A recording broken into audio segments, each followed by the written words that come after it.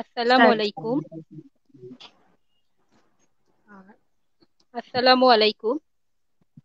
রোদ্দুর থেকে লাইভে এসেছি আমি, ইশরাত জাহান নিরু। সবাইকে ঈদের শুভেচ্ছা জানাই। ঈদ মোবারক।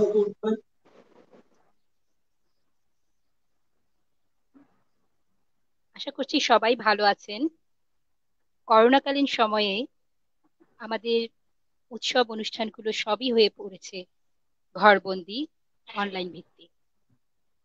আপনাদের ঈদের আনন্দকে তাই দ্বিগুণ করতে আপনাদেরই পরিবার রোদ্দুর আয়োজন করেছে বেশ কিছু লাইভ অনুষ্ঠানে। তারই অংশ হিসেবে আজকে এসেছি আবৃত্তি লাইভ নিয়ে। সঞ্চালনায় থাকছে আমি, ইশরাত জাহান নিরু। আমাদের সাথে অতিথি হিসেবে আছেন শামীমা আক্তার খান রুনি আপু এবং আশিক ইমন ভাইয়া।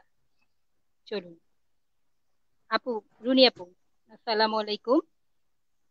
কেমন আছেন? ওয়ালাইকুম আসসালাম নিরু আপু, ভালো আছি। আপনি কেমন আছেন? আলহামদুলিল্লাহ, আমিও ভালো আছি। ঈদের শুভেচ্ছা জানাচ্ছি আপু। আপনাকে ঈদের তারপরে চলে শুভেচ্ছা, যাচ্ছি। রৌদ্র সব দর্শকদের ঈদের শুভেচ্ছা। ধন্যবাদ। আমাদের সাথে আরো আছেন বাচিক শিল্পী আশিক ইমন ভাইয়া। আসসালামু আলাইকুম ভাইয়া, ঈদ মোবারক। ওয়ালাইকুম আসসালাম আপু। কেমন আছেন? ঈদ মোবারক।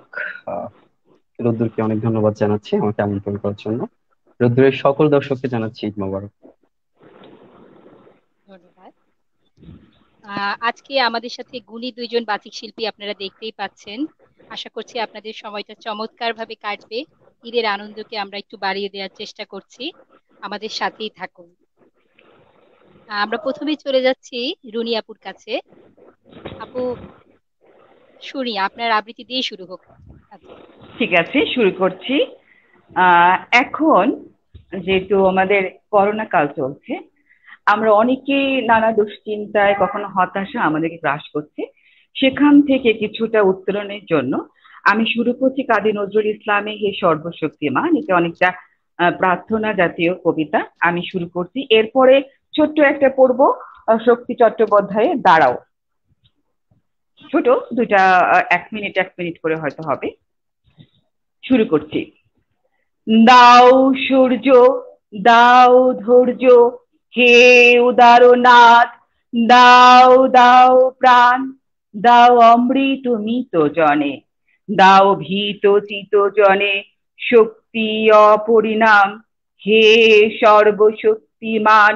দাও স্বাস্থ্য, দাও আয়ু, স্বচ্ছ আলো, মুক্ত বায়ু, দাও চিত্ত অনিরুদ্ধ, দাও শুদ্ধ জ্ঞান, হে সর্বশক্তিমান। দাও দেহে দিব্য কান্তি, দাও গেহে নিত্য শান্তি, দাও পুণ্য প্রেম ও ভক্তি, মঙ্গল কল্যাণ, হে সর্বশক্তিমান। ভীতি নিষেধের ঊর্ধ্বে স্থির, রহি যেন চির উন্নত শির, যা চাই যেন জয় করে পাই, গ্রহণ না করি দান, হে সর্বশক্তিমান। দাও সূর্য, দাও ধৈর্য, হে উদারনাথ, দাও দাও প্রাণ, হে সর্বশক্তিমান, দাও দাও প্রাণ। এবার শক্তি চট্টোপাধ্যায়ের কবিতা দাঁড়াও। মানুষ বড় কাঁদছে, তুমি মানুষ হয়ে পাশে দাঁড়াও। মানুষ ফাঁদ পাচ্ছে, তুমি পাখির মতো পাশে দাঁড়াও। মানুষ বড় একলা, তুমি তাহার পাশে এসে দাঁড়াও। তোমাকে সেই সকাল থেকে তোমার মতো মনে পড়ছে, সন্ধ্যা হলে মনে পড়ছে, রাতের বেলা মনে পড়ছে। মানুষ বড় একলা, তুমি তাহার পাশে এসে দাঁড়াও। এসে দাঁড়াও, ভেসে দাঁড়াও এবং ভালোবেসে দাঁড়াও। মানুষ বড় কাঁদছে, তুমি মানুষ হয়ে পাশে দাঁড়াও। মানুষ বড় একলা, তুমি তাহার পাশে এসে দাঁড়াও। মানুষ বড় কাঁদছে।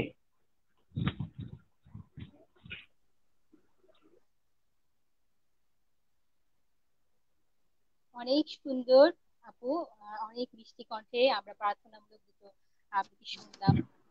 সত্যি আমরা আহ, এই সময়ে, পৃথিবীর এই অসুস্থ সময়ে আমরা সত্যি খুব অসহায়, খুব একলা। সৃষ্টিকর্তা আমাদের প্রার্থনা শুনুক, পৃথিবী সুস্থ হয়ে যাক। ধন্যবাদ আপু আপনাকে। আমরা এখন চলে যাব আশিক খান ভাইয়ার কাছে। ভাইয়া, আপনি কি শোনাচ্ছেন?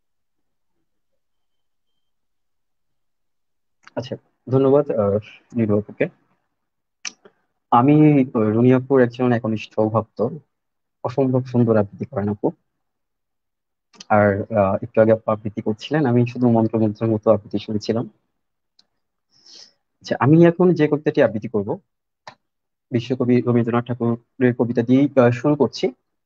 কবিতাটির নাম হচ্ছে নির্ঝরের স্বপ্নভঙ্গ। একটু বলি কবিতাটা নিয়ে। কবির মন খারাপ।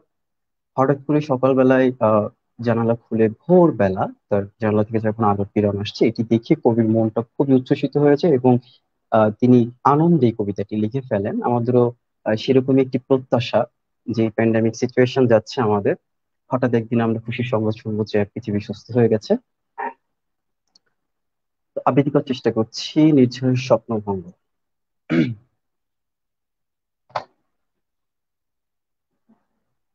আজি এ প্রভাতে রবির কর,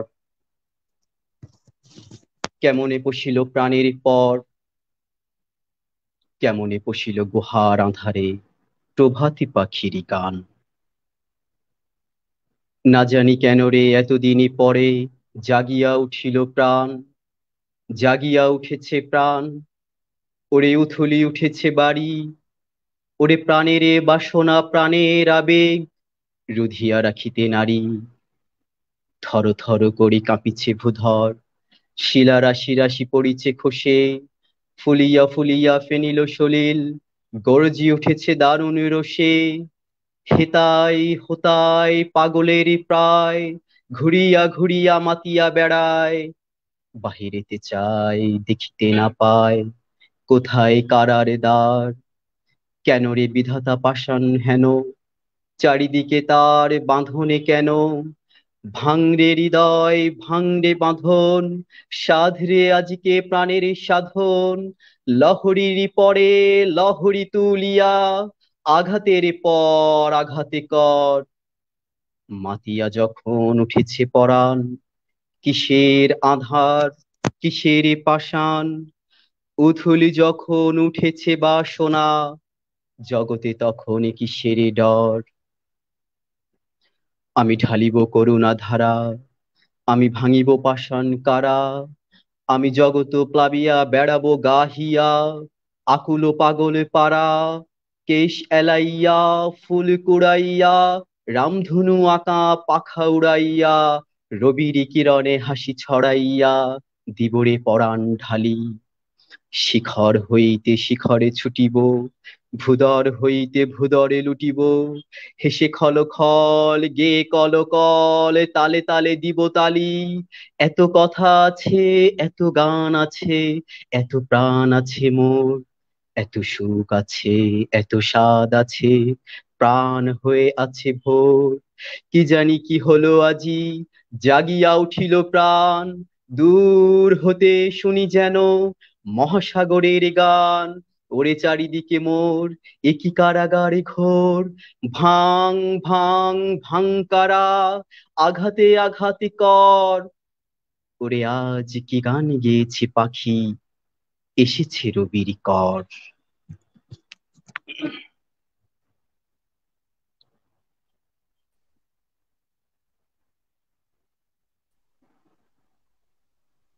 অশেষ ধন্যবাদ ভাইয়া, দুর্দান্ত একটি আবৃত্তি শুনলাম আমরা ভাইয়ার কণ্ঠে, খুব ভালো লাগলো। অনেক ধন্যবাদ আপু। আমরা আমরা এবার কিছু কমেন্ট করে আসি। আমাদের সাথে এই মুহূর্তে আছেন রোদ্দুরের একজন বায়রিস্ট কবি ইমাদুল হক হিমু ভাইয়া। উনি লিখেছেন ঈদ মোবারক, খুব ভালো হচ্ছে। আছে রোদ্দুর সঞ্চালক মৌলি আকুন, উনি লিখেছেন ওয়াও, ভালো লাগছে। আরো আছেন কামাল হোসেন কবি, রোদ্দুরের কবি, উনি লিখেছেন ঈদের শুভেচ্ছা। আর আছেন আমজাদ সানি, লিখেছেন ঈদ মোবারক। আসলে ঈদের সময় সবাই ঈদের শুভেচ্ছা জানাচ্ছে আমাদেরকে। আছেন রোদুর সঞ্চালক মনিরুল ইসলাম চঞ্চল ভাইয়া, লিখেছেন ভালো হচ্ছে। আহ, আচ্ছা, আমরা এখন চলে যাচ্ছি আপুর কাছে, রুমি আপুর কাছে। আপু, এখন তো করোনাকালীন সময়, আমরা সবাই আসলে গৃহবন্দী, যতটা পারি আমরা মানে ভেতরেই থাকতে চেষ্টা করছি, আর বাইরে গেলেও সেটা সবকিছু মেনটেন করে আমরা যাচ্ছি। তো এই এমন একটা সময়ে, এই যে কোরবানির ঈদ উল আজহা, আপনি আসলে কিভাবে উদযাপন করলেন? হুম। কেমন কাটলো আপনার ঈদ? ঈদ আমি সব সময় বাড়ি যাই, সব মানে আত্মীয় স্বজন সবাই মিলে একসাথে ঈদ করি, সেটার মজাই আলাদা। কিন্তু এবার এই করোনাকালীন সময়ে আমি দুই ঈদের একটা ঈদও বাড়ি যেতে পারিনি। নিজের সেফটির জন্য, বাচ্চাদের সেফটির জন্য বাড়ি যেতে পারিনি, সেখান থেকে একটু মন খারাপ ছিল। তবে এটুকু মনে করেছি এই ক্লান্তি লগ্ন বেশি দিন থাকবে না, আবার সুদিন আসবে, তখন হয়তো আবার সবাই মিলে আনন্দ নিতে উঠবো। আমি এও দেখেছি অনেক গরিব মানুষ যারা খেতে পারছে না, আবার এই বন্যা কবলিত অনেক দুস্থ মানুষ আছে, এদের কথা চিন্তা করে মনে হয়েছে না আমি বেশ ভালোই আছি। এবং এটুকু মনে হয়েছে আমাদের যার যা অবস্থান আছে সেখান থেকে যদি আমরা সবাই যেমন করে পারি, যাদের যেরকম সামর্থ্য, সবাই যদি সবাইকে সহযোগিতা করি, মানুষ হয়ে মানুষের প্রতি হাত বাড়িয়ে দিই, তাহলে হয়তো আমরা এই ক্লান্তি লগ্ন খুব সহজেই উত্তীর্ণ হতে পারবো। ঈদ ঈদের মতোই কেটেছে। আহ একদম মানে এই ক্লান্তি লগ্নেও একদম খারাপ কাটেনি, বাসায় ছিলাম, বাচ্চাদের সাথে যেটুকু পেরেছি আনন্দে মেতে উঠেছি, এই আর কি।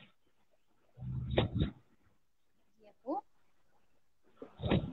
আমাদের সবারই আসলে এখন পরিবারে অনেক সময় বেশি দেওয়া হচ্ছে, বাচ্চাদের সাথে অনেক ভালো সময় আমরা কাটাচ্ছি। সেই সাথে আপনি যেটা বললেন, আমরা সবাই যদি হুম। সহযোগিতার হাত বাড়িয়ে দিই, তাহলে যারা অনেক আমাদের চেয়ে অনেক আসলে খারাপ খারাপ অবস্থায় হুম। অনেকেই আছে, তারা সবাই আসলে ঘুরে দাঁড়াতে পারবে, এই হুম। জয় করতে পারবে।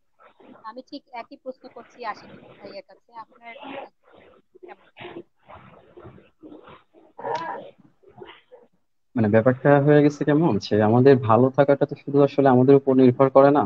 ভালো থাকাটা একটা সর্বজনীন ব্যাপার। আমি যখন দেখবো যে আমার আশেপাশের মানুষ ভালো আছে, আমার পরিবার ভালো আছে, আহ, সেই ভালো লাগার প্রভাবটা আমাদের উপরে পড়ে, তখন আমাদেরও ভালো লাগে। আবার যখন দেখি যে আমাদের আশেপাশের পরিবেশ ভালো নেই, আশেপাশের মানুষগুলো ভালো নেই, তখন সেটার প্রভাবও আমাদের উপরে সমান্তরাল ভাবেই পড়ে।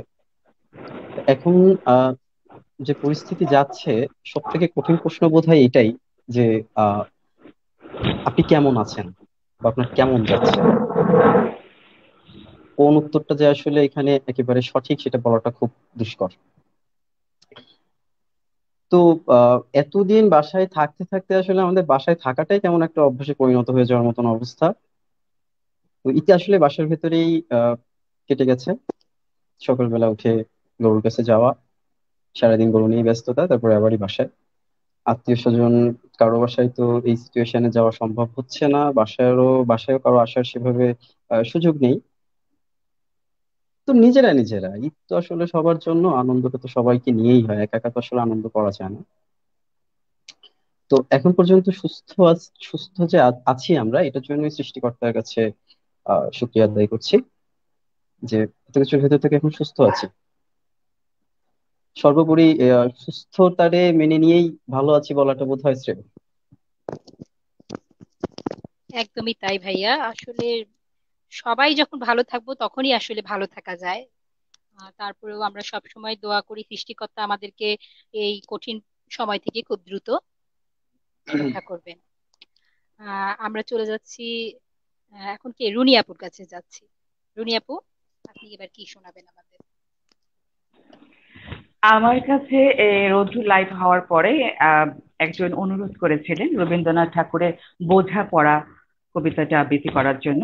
বোঝাপড়া আসলে সত্য মদ্য যাই হোক না কেন, যেরকম অবস্থায় থাকুক না কেন, সেটাকে মেনে নেওয়া, সেটার উপরে ভিত্তি করে এই কবিতাটা লেখা। আমি চেষ্টা করছি, আমি তার অনুরোধে এই কবিতাটা পড়ছি। মনেরে আজ কহ যে, ভালো মন্দ যাহাই আসুক, সত্যরে লও সহজে। কেউ বা তোমায় ভালোবাসে, কেউ বা বাসতে পারে না যে। কেউ বিকিয়ে আছে, কেউ বা সিকি পয়সা ধারে না যে, কতকটা যে স্বভাব তাদের, কতকটা বা তোমারও ভাই, কতকটা এ ভাবের গতিক, সবার তরে নহে সবাই। তোমায় কতক ফাঁকি দেবে, তুমিও কতক দেবে ফাঁকি, তোমার ভোগে কতক পড়বে, পরের ভোগে থাকবে বাকি। মান্ধাতারি আমল থেকে এমনই রকম চলে আসছে। তোমারই কি এমন ভাগ্য বাঁচিয়ে যাবে সকল যখন? মনেরে আজ কহ যে, ভালো মন্দ যাহাই আসুক, সত্তরে লাও সহজে।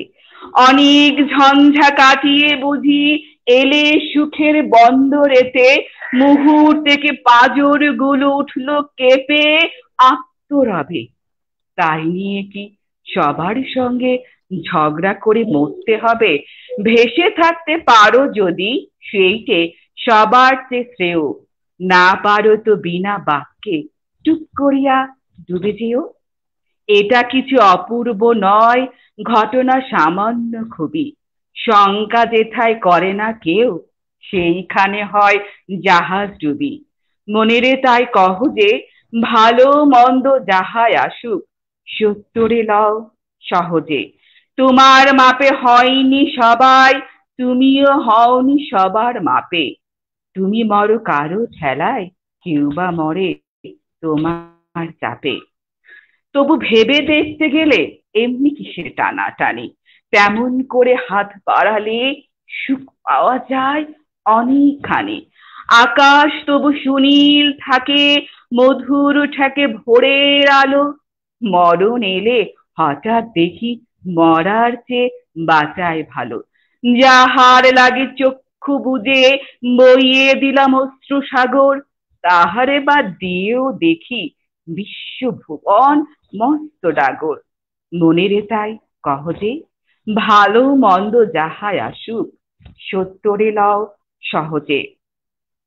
নিজের ছায়া মস্ত করে আস্থা চলে বসে বসে, আধার করে তোলো যদি জীবনখানা নিজের দোষে। বিধির সঙ্গে বিবাদ করে নিজের পায়ে কুড়োল মারো, দোহাই তবে এ কার্য যত শীঘ্র পারো ছাড়ো। খুব খানিকটা কেঁদে কেটে অশ্রু ঢেলে ঘরা ঘরা মনের সাথে একরকমে করে নে ভাই বোঝাপড়া। তাহার পরে আধার ঘরে প্রদীপ খানি জ্বালিয়ে তোলো, ভুলে যা ভাই কাহার সঙ্গে কতটুকু তফাৎ হলো। মনেরে তাই কহ যে, ভালো মন্দ যাহাই আসুক, সত্তরে লও সহজে। মনেরে তাই কহ যে, ভালো মন্দ যাহাই আসুক, সত্তরে লও সহজে, সত্তরে লও সহজে।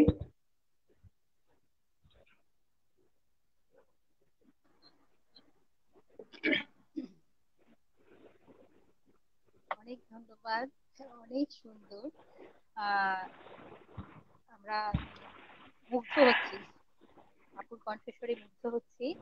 আহ এই মুহূর্তে যারা আমাদের সাথে যুক্ত হলেন তাদের জন্য জানাচ্ছি, আজকে রোজিদের ঈদ আয়োজনের অংশ হিসেবে আবৃত্তি লাইভ নিয়ে আমরা এসেছি।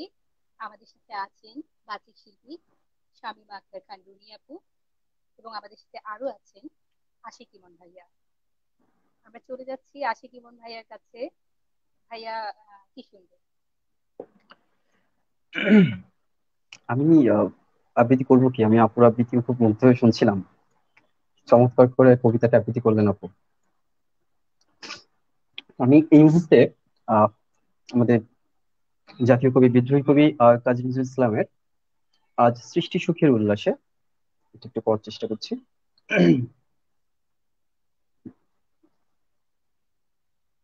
আজ সৃষ্টি সুখের উল্লাসে মোর মুখ হাসে, মোর চোখ হাসে, মোর টক বুগিয়ে খুন হাসে। আজ সৃষ্টি সুখের উল্লাসে আজকে আমার রুদ্ধ প্রাণের পল্ললে, বান্ডিকে ওই জাগলো জোয়ার দুয়ারে ভাঙা কল্লোলে। আসলো হাসি আসলো কাঁদন মুক্তি এলো, আসলো বাঁধন মুখ ফুটে আজ বুক ফাটে মোর তিক্ত দুঃখের সুখ আসে, ওই রিক্ত বুকের দুঃখ আসে আজ সৃষ্টি সুখের উল্লাসে। আসলো উদাস শস্য হুতাশ সৃষ্টি ছাড়া বুক ফাটা শ্বাস পড়লো সাগরে দুললো আকাশ ছুটলো বাতাসে গগনে ফেটে চক্র ছোটে পিনাকা পানির শুল আসে। ওই ধূমকেতু আর উল্কাতে চায় সৃষ্টিটাকে উল্টাতে, আজ তাই দেখি আরে বক্ষে আমার লক্ষ্য বাগের ফুল হাসে, আজ সৃষ্টি সুখের উল্লাসে। আজ আসলো আগুনে শসলো ফাগুনে মদন মারে খুন মাখাতনে পলাশ অশোক শিমুল ঘায়েলে পাগ লাগে ওই দিকে বাসে গো দিকে বালিকার পিতে বাসে। আজ রঙন এলো রক্ত প্রাণের অঙ্গনে মোর চারপাশে, আজ সৃষ্টি সুখের উল্লাসে। আজ কপটে কপিরি তুন্ধরি ওই আসলো যত সুন্দরী, কারোর পায়ের বুক ডলা খুনি কেউ বা আগুনে কেউ মানে নেই চোখের জলে, তাদের প্রাণীরে বুক ফাটে তাও মুখ ফোটে না বাণীর বিনা মোর পাশে ওই তাদের কথা শোনাই তোদের, আমার চোখে জল আসে আজ সৃষ্টি সুখের উল্লাসে। আজ আসলো উষা সন্ধ্যা দুপুর আসলো নিকট আসলো সুদূর আসলো বাধা বন্ধ হারা ছন্দ মাতনে পাগলা গাজন উচ্ছ্বাসে। ওই আসলো আশিনী শিউলি শিথিল হাসলো শিশিরি দুব ঘাসে, আজ সৃষ্টি সুখের উল্লাসে। আজ জাগলো সাগর হাসলো মরু কাঁপলো ভূদরে কানন তরু বিশ্ব ডোবান আসলো তুফান উছলে উজানে ভৈরবীদের গান ভাসে। মোর ডাইনে শিশু সদ্যজাত জরাই মোরা বাম পাশে মন ছুটছে গো আছে বলগাহারা অশ্ব যেন পাগলাসে, আজ সৃষ্টি সুখের উল্লাসে, আজ সৃষ্টি সুখের উল্লাসে, আজ সৃষ্টি সুখের উল্লাসে।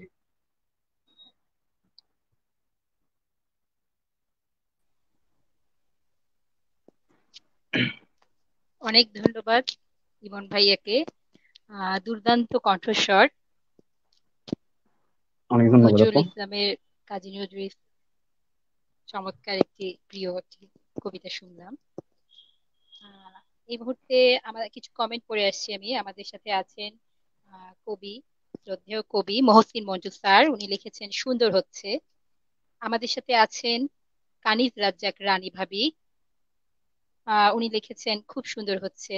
আছেন ফিরোজ আহমেদ রুমি, উনি একটি রিকোয়েস্ট করেছেন, তোমাকে দেখি না 1 কোটি বছর এই ওই কবিতাটি শোনাবে। আহ, আরো আছেন মাসুদুল হাসান শাওন ভাই, আছেন চঞ্চল ভাই, আমাদের রোদ্রের সঞ্চালক চঞ্চল ভাই, উনি লিখেছেন অসাধারণ, হৃদয় ছোঁয়া।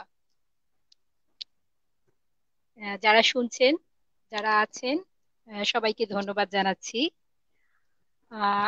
এখন চলে যাচ্ছি, আমি রুনি আপুর কাছে চলে যাব। আপু, আহ, আপনার আবৃত্তি শোনার আগে আমি আরেকটা কথা জানার খুব ইচ্ছা, যে আবৃত্তিতে আসলে আপনার হাতে খড়িটা কিভাবে, কে উৎসাহ যোগালো এই আবৃত্তি করার জন্য? আসলে আবৃত্তি শিখার ইচ্ছাটা একদম ছোটবেলা থেকেই। ছোটবেলায় তখন ক্যাসেট পাওয়া যেত, সিডি পাওয়া যেত, সেগুলো শুনে শুনে লিখে লিখে পড়তাম। শোনাতাম বান্ধবীদের, স্কুলের বিভিন্ন প্রতিযোগিতায় অংশগ্রহণ করতাম। এরপর থেকে আসলে সাংগঠনিক ভাবে শেখার ইচ্ছা ছিল।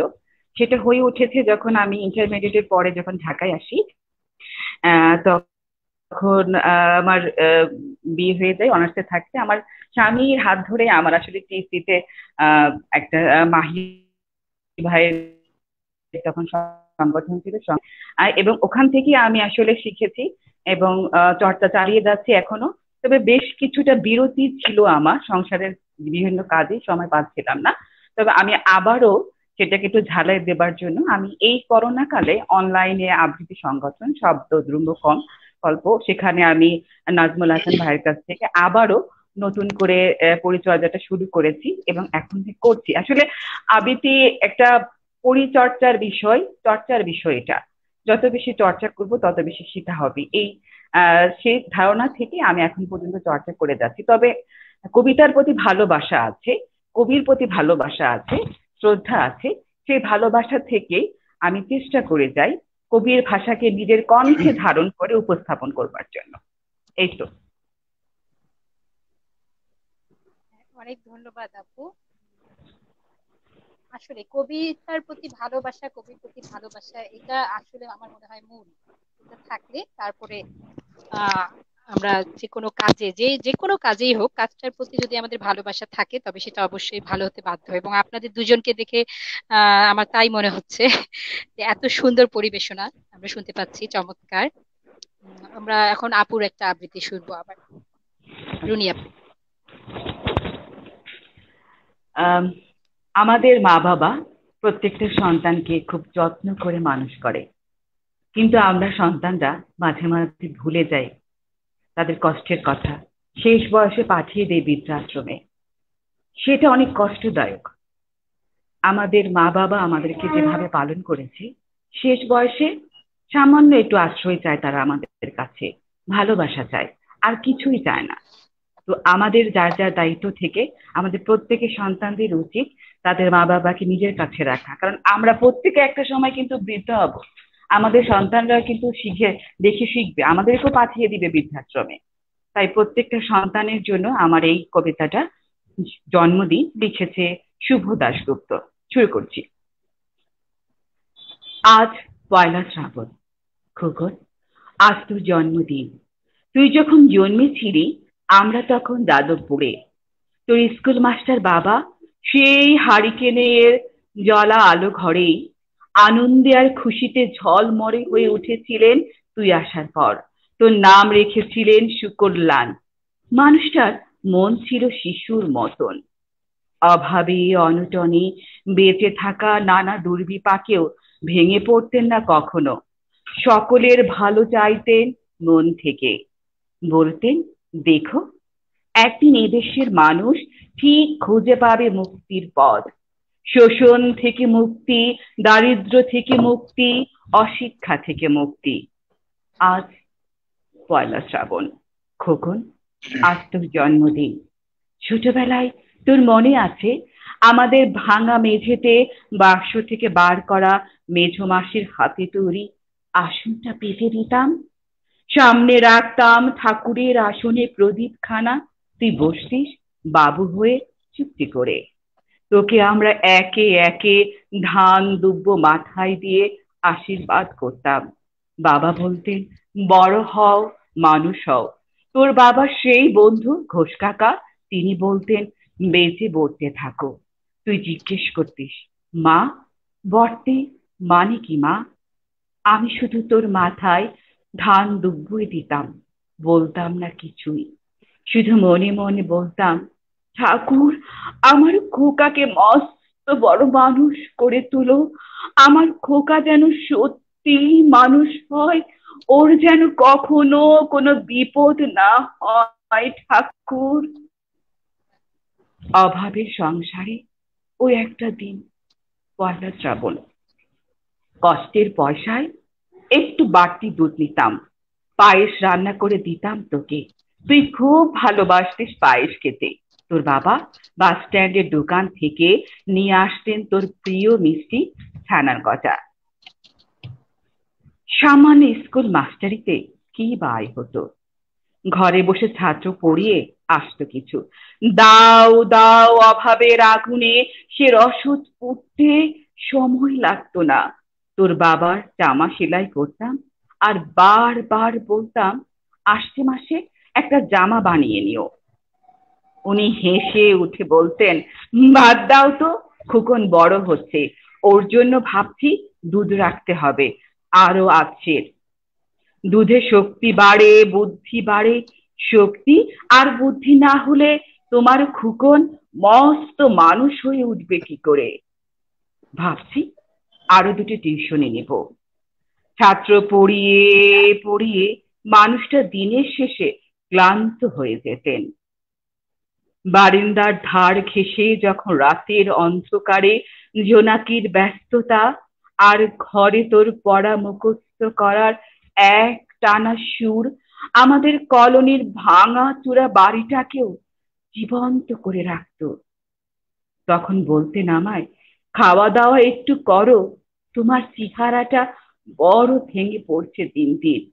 শাড়িটাও দেখছি বেশ ছিঁড়েছে, কালই আমি ফেরার পথে একটা শাড়ি নিয়ে আসবো, ধারেই আনবো। আমি বলতাম, ধুর, সামনে খোকনের উঁচু ক্লাস, কত বইপত্র কিনতে হবে, কত খরচ। উনি দীর্ঘশ্বাস ফেলে চুপ করে যেতেন। কলোনির নিঃশব্দ অদৃশ্য আলোর আলপনা আঁকত উঠানের আগাছার ঝোপের উপর। আবহ সঙ্গীতের মতো তুই ভিতরে বসে বসে পড়া মুখস্থ করতিস, ইতিহাস, ভূগোল, গ্রামার। ঈশ্বর আমাদের নিরাশ করেননি। তুই কত বড় হলি, সব পরীক্ষায় কত ভালো ফল হলো তোর। বাবা বলতেন, আরো পড়, উচ্চ শিক্ষায় উচ্চ সম্মানের একমাত্র পথ। তুই আরো পড়লি, তোর চাকরি হলো মস্ত বড় অফিসে। মনে আছে খোকা, প্রথম মাসের মাইনে হাতে পেয়েই তুই কত কি কিনে এনেছিলি? তখন আমরা উঠে এসেছি শ্যামবাজারে, দু কামরার বেশ সাজানো গোছানো বড় ফ্ল্যাট। তোর অফিস থেকেই তো দিয়েছিল সেই বাড়ি, সেই ঘর, সেই বেলকুনি, কত স্মৃতি, কত ছবি ওই বাড়িতেই তো। আশ্বিনের ঝড় বিকেলে তোর মনে আছে খোকন, তোর বাবা যেদিনটাতে চলে গেলেন, মনে আছে? তুই বাবার বুকের উপর পড়ে যখন কাঁদছিলি হাপুস নয়নে, সদ্য স্বামীহারা আমি যেন সেদিন তোর সেই অবস্থায় মুখ দেখে আরো বেশি করে ভেঙে পড়েছিলাম। তোকে বুকে টেনে নিয়েছিলাম ছোটবেলার মতো, বলেছিলাম, কাঁদিস না খুকন, আমি তো আছি। আজ পয়লা শ্রাবণ, কলকাতা থেকে অনেক দূরে মফস্বলের এই বৃদ্ধাশ্রমে আমি একেবারে একা। খোকন, তোকে বড় দেখতে ইচ্ছে করছে রে, তোকে, বৌমাকে, ছোট্ট বিল্টুকে। তোরা এখন কত দূরে সল্টলেকের মার্বেল বসানো ঝকমকে বাড়িতে। আজ তোর জন্মদিন, নিশ্চয়ই খুব বড় পার্টি হচ্ছে, তাই না রে খোকন? লোকজন, হইচই, খাওয়া দাওয়া, খুব ভালো, খুব ভালো। খোকন, আজ পয়লা শ্রাবণ, আজ বড় মনে পড়ছে যাদবপুরের ভাঙা ঘরের রাতে তুই আমার পাশে শুয়ে মাঝে মধ্যে হঠাৎ ভয় পেয়ে জড়িয়ে ধরতিস আমাকে। আমি বলতাম, ভয় কিরে, আমি তো আছি, মা তো আছে খুকুনের। যার মা থাকে তাকে কি ভূতে ধরে? তুই নিশ্চিন্ত হয়ে ঘুমিয়ে পড়তিস আমার বুক জুড়ে। তোর আধুনিক ফ্ল্যাটে, আধুনিক সংসারে এই বুড়িটার একটু ঠাঁই হলো না রে। প্রতিমাও তো মা, ওরও তো আছে আমার খুকুনেরই মতো কোল আলো করা এক চাঁদের টুকরো। কিন্তু সময়ের কি আশ্চর্য পরিবর্তন। খোকন, তুই বোধহয় আর এখন পায়েস খাস না, তাই না রে? তুই জানিস না খোকন, আজ সকালে পায়েস রান্না করেছি। হ্যাঁ, তোরই পাঠানো টাকায়। সারাদিন সেই পায়েসের বাটি সামনে নিয়ে বসে আছি রে, এখানে এই বৃদ্ধাশ্রমে, আমি একলা ঘরে, আর কেউ নেই। তুই একবার আসবি খোকন, একবার, শুধু একবার আসবি খোকন, শুধু একবার আসবি, আসবি খোকন, শুধু একবার, শুধু একবার।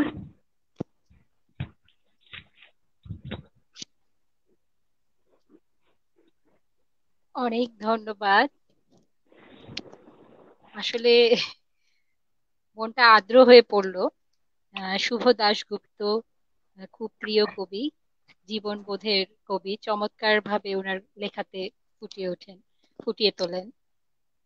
প্রত্যেকটা সন্তানেরই আসলে উচিত তার বাবা মাকে যথাযোগ্য মর্যাদা দেওয়া, সম্মান দেওয়া।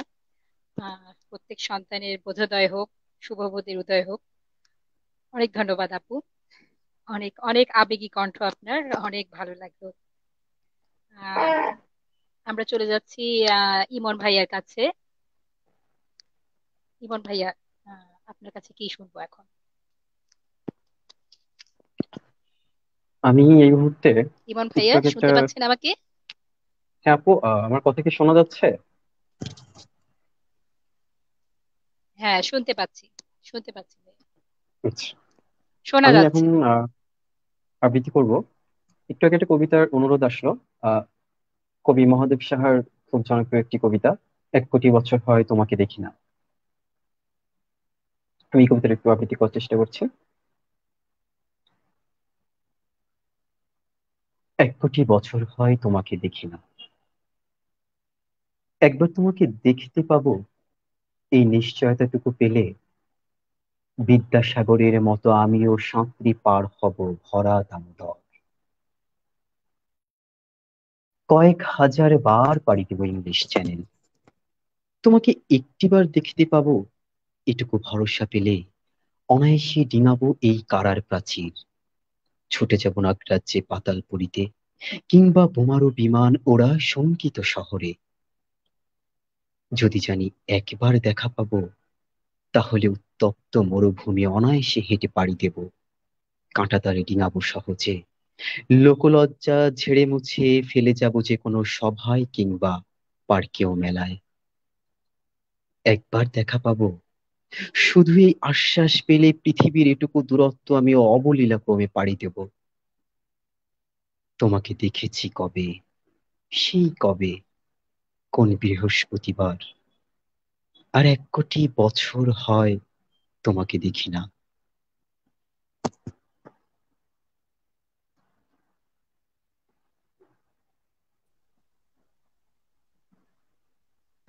ধন্যবাদ ভাইয়া।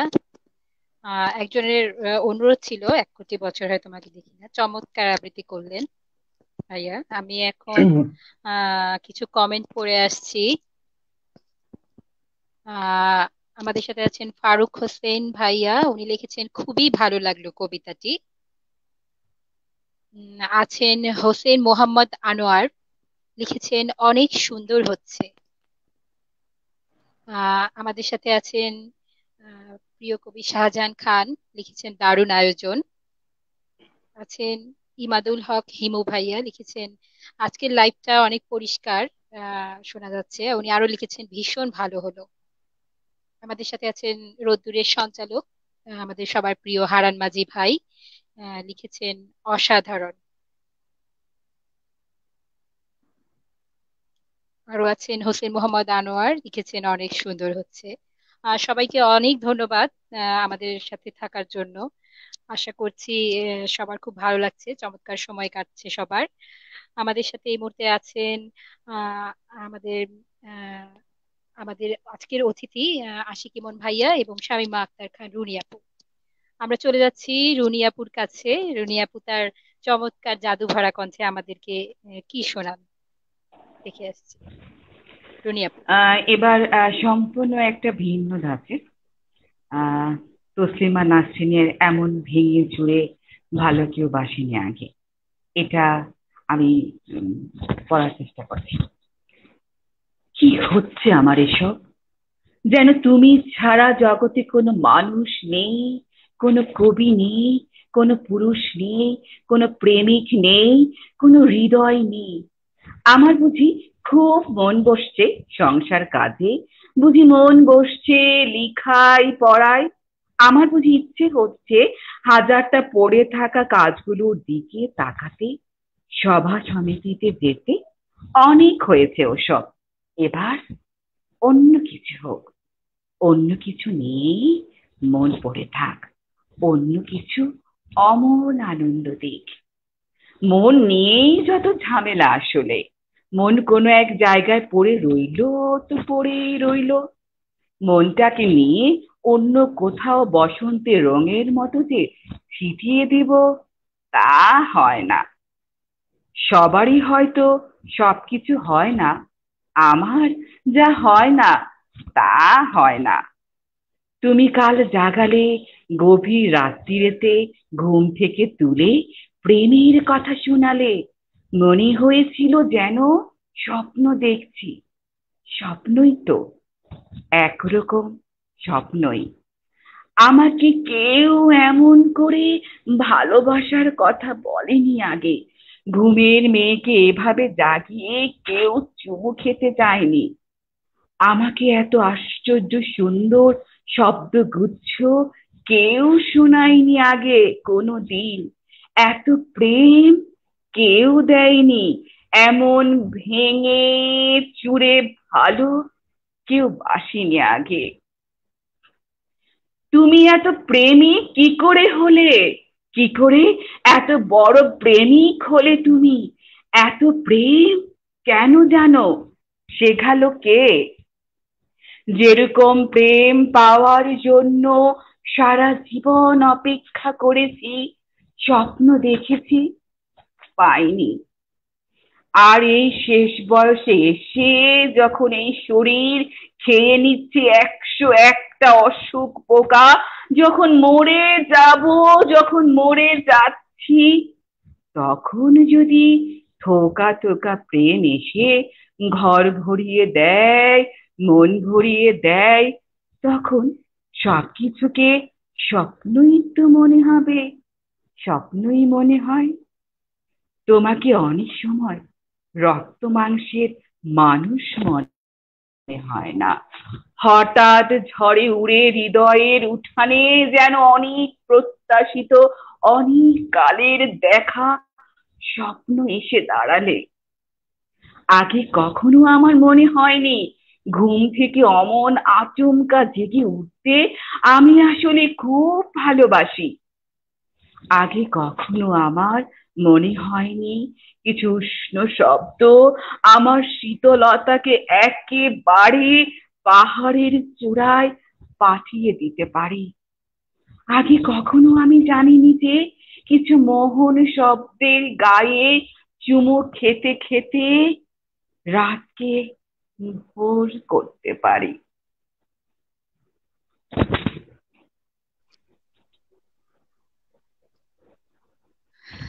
অদ্ভুত সুন্দর। আসলে আপনার আবৃত্তির মাঝে হারিয়ে গেছিলাম, মনে হচ্ছিল এত তাড়াতাড়ি শেষ হয়ে গেল। উম, অনেক সুন্দর। আমরা চলে যাচ্ছি ধন্যবাদ। ইমন ভাইয়ার কাছে। ভাইয়া, আপনার, আপনি কি শোনাবেন এখন?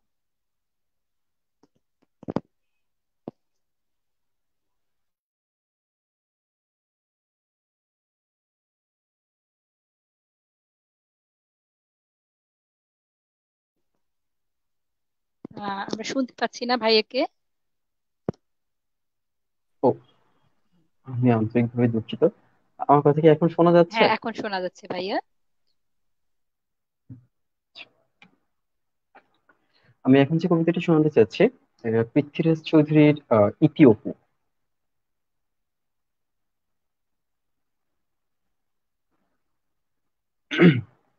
কুলু, কেমন আছিস? ভালো? বড় তাড়াতাড়ি নিভে যাচ্ছে এই কলমের আলো। মাঘ কুয়াশার চেয়েও ঝাপসা হচ্ছে অক্ষর। কোথা দিয়ে কেটে গেল রে এতগুলো বছর? যেন রেলের চাকায় বেঁধেছিল কেউ দিন ঘড়িটার কাঁটা। অনেক কষ্টে জোগাড় করেছি তোর ঠিকানাটা। এই দেখ, পরিচয়টাই দেয়া হয়নি কথায় কথায়। চিনতে পারছিস? রোল 46, অপূর্ব কুমার রায়। তোর সাথে শেষ দেখা নাগপুর কলিয়ারি। তারপর জানিস, খুলনা গিয়েছিলাম অপর্ণাদের বাড়ি। খুলনা তো এখন বাংলাদেশ। ওখানে কে থাকে? আমি ছাড়া তোকে এখনো কেউ পুলু বলে ডাকে? কাজল এখন বিয়ে করেছে, চাকরি করছে কলকাতায়। সেসব যাক, এবার আসি যে জন্য চিঠি সেই কথায়। জানি না কোত্থেকে শুরু করব, ঠিক কোন দুঃখ ভোগ। তোর সাথে প্রায় 30 বছর পরে তো যোগাযোগ। তুই বলবি আমার দোষ, রাখিসনি কেন যোগাযোগ? যোগাযোগ রাখবো কোথায়? আয়ুষ্কালে শুধুই বিয়োগ। 6-এ দিদি, 10-এ বাবা, 17-তে গেলেন মা, আর 22 বছর ফাগুন মাস যেদিন গেল অপর্ণা। আর শুধু ওরাই নাকি, কয়লা ট্রেন, দুঃখ পুকুর, গরুর গাড়িটাও ছেড়ে দিয়েছে কাশফুলে ঢাকা নিশ্চিন্তপুর। বাবার উপর টান বলতে খুব রোগা আর পলকা দড়ি। রোগা দড়ি হেঁটে নামতো কাশিঘাটের 64 সিঁড়ি। বাবার আর লেখা হলো না গ্রাম জাগানো মহৎ পালা। দীর্ঘশ্বাসে চাপা সংলাপ শুধু শুনতে পেল গণেশ মহলা। এখন মাঝে মাঝে স্বপ্নে আসেন হরিহরপালা গীতিকার, আঙুল দিয়ে দেখিয়ে বলেন, ওই যায় সব যাত্রা আমার, হরিধ্বনি দাও হে সবে, দুহাতে ওরাও বিন্নি খই, বাঁশেরে মাচায় শুয়ে চলেছেন না লিখিতে পারা আমার বই। ফিরে এলাম দেশের বাড়ি, ঘুরলো আবার রেলের চাকা। সম্বল বলতে গলার পইতে মার জমানো 36 টাকা, পল্লী বাড়ি একই আছে, ধোয়াটে মাঠ, কাঁসের বন। নতুন একটা শব্দ শিখলাম স্যারের কাছে, অ্যাম্বিশন। লিভিংস্টোন পড়ছি যখন, কবে যাব আফ্রিকায়, দেবতাকে অভুক্ত রেখেই পুরুতের ছেলে জল পানি পায়। মাকে ছেড়ে, পল্লী ছেড়ে, পুরুতের ছেলে দূর পালালো। দূর বলতে কলকাতা, তেতলা বাড়ি, ইলেকট্রিক আলো। অখিলবাবুর রয়্যাল প্রেসে সারা রাত জেগে কাজ করতাম। নতুন বইয়ের মলাটে দেখিলে ইচ্ছে হতো লিখি বাবার নাম। একদিন একটা চিঠি এলো, মায়ের নাম লেখা তাতে। মা লিখছেন ভাঙা ছন্দে, মা লিখছেন কবিতাতে। অপু, আমার মাথার উপর উঠছে জানিস রাতের আকাশ। কদিন পরে গণেশ পুজো, তোরা কলেজে ছুটি কি পাস? চারা গাছটা পুঁতে গেছিলি, কদিন হলো দেইনি জল। গণেশ পুজোয় না এলেও তুই অঘ্রাণ মাসে আসবি বল। কদিন ধরেই জ্বরটা আসছে, বলা হয়নি কথায় কথায়। তোর তেতলা জানলা থেকে গ্রামের রাতটা দেখা যায়। অপু, আমার মাথার উপর আকাশ ভাঙছে। উফ, কি কালো! পাঠাবি রে জোনাকি ঘুম, পাঠাবি রে ইলেকট্রিক আলো। সেই থেকে তো শ্মশানের কাঠ, গার্হস্থ্যে আমার হলো অক্ষয়। যার চলে যায় কি বললো, শুধু তাদেরই সব দাহ হয়। প্রথমে প্রথমে পড়ে যেতাম নতুন বিয়োগ চড়া আছে।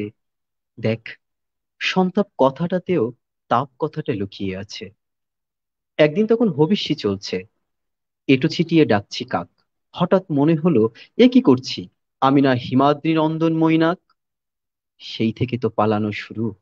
থাকতে দেবে বৃক্ষবন, তোমার সবুজ পাতারে ভিড়ে, রাখিবে আমায়, রাখিবে গোপন। গাছে দেখলেই ভয় করে যে, চিতা কাঠ বড্ড ভয়। শরীর জুড়ালো হঠাৎ করে, হঠাৎ শরীরে সূর্যোদয়। মা, অপর্ণা, মুছে গেল এদেরই মুখেরই টুকিটাকি। বলেই ফেললো অপর্ণার ছবি, হা করে দেখছো আমি নতুন নাকি? বলু, একটা সত্যি কথায় এবার তবে বলি তোকে, আমি মরে যাচ্ছি যন্ত্রণাতে, আমি মরে যাচ্ছি বিচ্ছেদ শোকে। দিদি, বাবা, মা, অপর্ণা, এরা না, কার কথা বলছি জানিস? একটু ভালো করে মনে করে দেখ, তুইও ওদের খুব কাছ থেকে চিনিস। মনে পড়ে সেই খুলনা যাওয়া, পদ্মা নদী, ছবির সেট। হঠাৎ তুই ডাকলি আমায়, হাতটা দে না ইডিয়েট।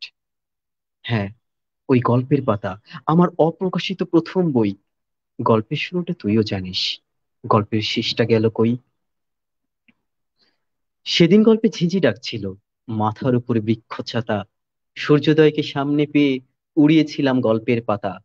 ওরা কি সব ওখানেই আছে, চালে ডালে পাতা সংসার? সংসার না বৈরাগ্য, কি জীবন হয় ছেঁড়া পাতার? এসব আমার জানা দরকার, এসব আমার জানা প্রয়োজন। ব্যর্থ লেখক অপূর্ব রায়ের ওরাই হলো আত্মা স্বজন। ওরা আমার সাথে বাসে ওঠে, আমার সাথে অফিস করে, শুধু পেছনে ফিরেই দেখতে গেলেই ওরা বৃক্ষ বনে লুকিয়ে পড়ে। আর যখন ঘুমিয়ে পড়ি, ওরা স্বপ্নে আসে অহরহ। আসলে শুধু ছেড়ে এসেছি তো, কখনো ওদের করিনি দাহ। এখন আমার মায়ের বয়স, সন্ধে হলেই আসে জ্বর।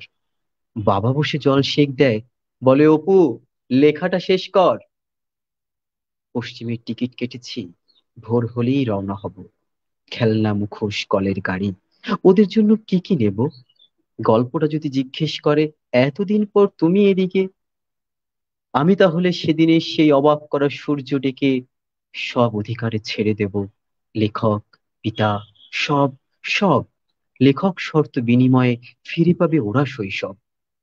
গোপন বলতে নিজের কাছে একটা নাম রাখবো শুধু, একটা নাম রাখবো শুধু। পিতা নয়, লেখক নয়, স্বার্থ নয়, শুধু বন্ধু। চললাম পুলু, জানাবো তোকে কি দেখলাম ছেঁড়া পাতায়। ভালো থাকিস, বইটা ছাপিস। ইতি অপু, অপূর্ব রায়।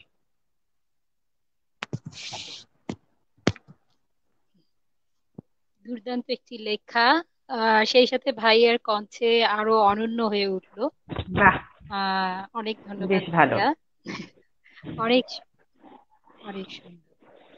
আহ, আর এই মুহূর্তে আমি ধন্যবাদ জানাচ্ছি। আমি ধন্যবাদ জানাচ্ছি আমাদের রোদ্দুরের সঞ্চালক সৈয়দা মেহেরি নাকিবকে কারিগরি সহযোগিতার জন্য। নাকিব, অনেক অনেক ধন্যবাদ।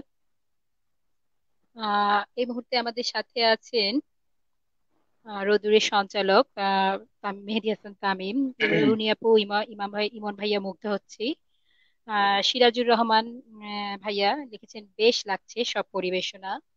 আছেন কানিজ রাজ্জাক রানী ভাবি, উনি লিখেছেন দারুণ কথোপকথন।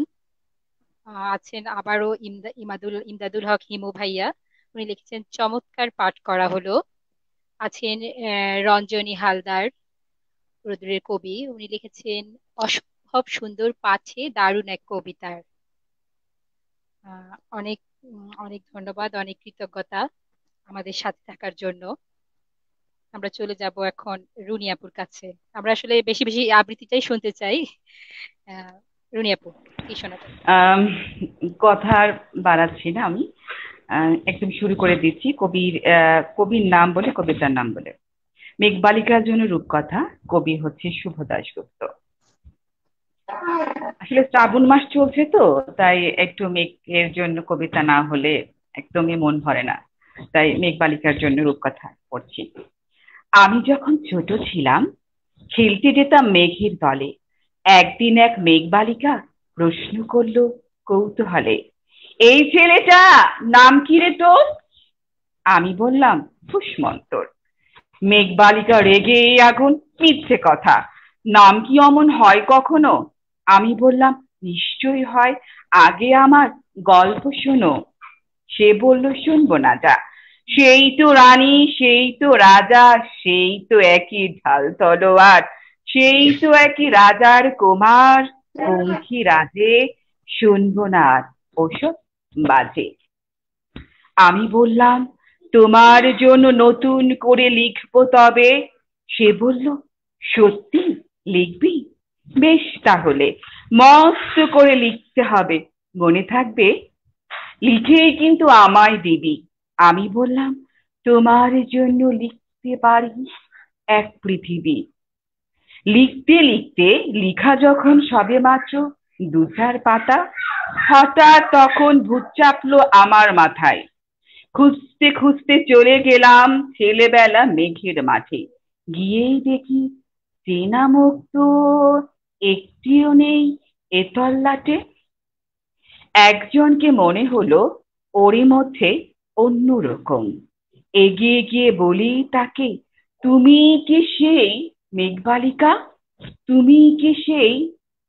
সে বলেছে মনে তো নেই আমার সব, মনে তো নেই। আমি বললাম তুমি আমায় লিখার কথা বলেছিলে। সে বলল সঙ্গে আছে, ভাসিয়ে দাও গায়ের ছিলে। আর হ্যাঁ শোনো, এখন আমি মেঘ নেই আর, সবাই এখন বৃষ্টি বলে ডাকে আমায়। বলেই হঠাৎ এক পশলায় চুল থেকে নখ আমায় পুরো ভিজিয়ে দিয়ে অন্য অন্য বৃষ্টি বাদল সঙ্গে নিয়ে মিলিয়ে গেল খরস্রোতায়, মিলিয়ে গেল দূরে কোথায়, দূরে দূরে। বৃষ্টি বলে ডাকে আমায়, বৃষ্টি বলে ডাকে আমায়।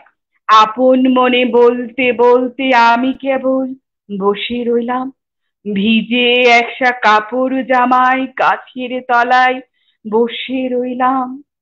বৃষ্টি নাকি মেঘের জন্যে। এমন সময় অন্য একটি বৃষ্টি আমায় চিনতে পেরে বলল, তাতে মন খারাপের কি হয়েছে, যাও ফিরে লিখো আবার। এখন পুরো বর্ষা চলছে, তাই আমরা সবাই এখন নানান দেশে ভীষণ ব্যস্ত। তুমিও যাও, মন দাও গিয়ে তোমার কাছে।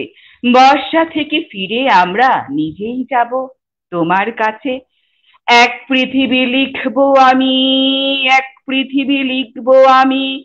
ঘর ছেড়ে সেই বেরিয়ে গেলাম, ঘর ছেড়ে সেই ঘর বাঁধলাম গহীন বনে, সঙ্গী শুধু কাগজ কলম।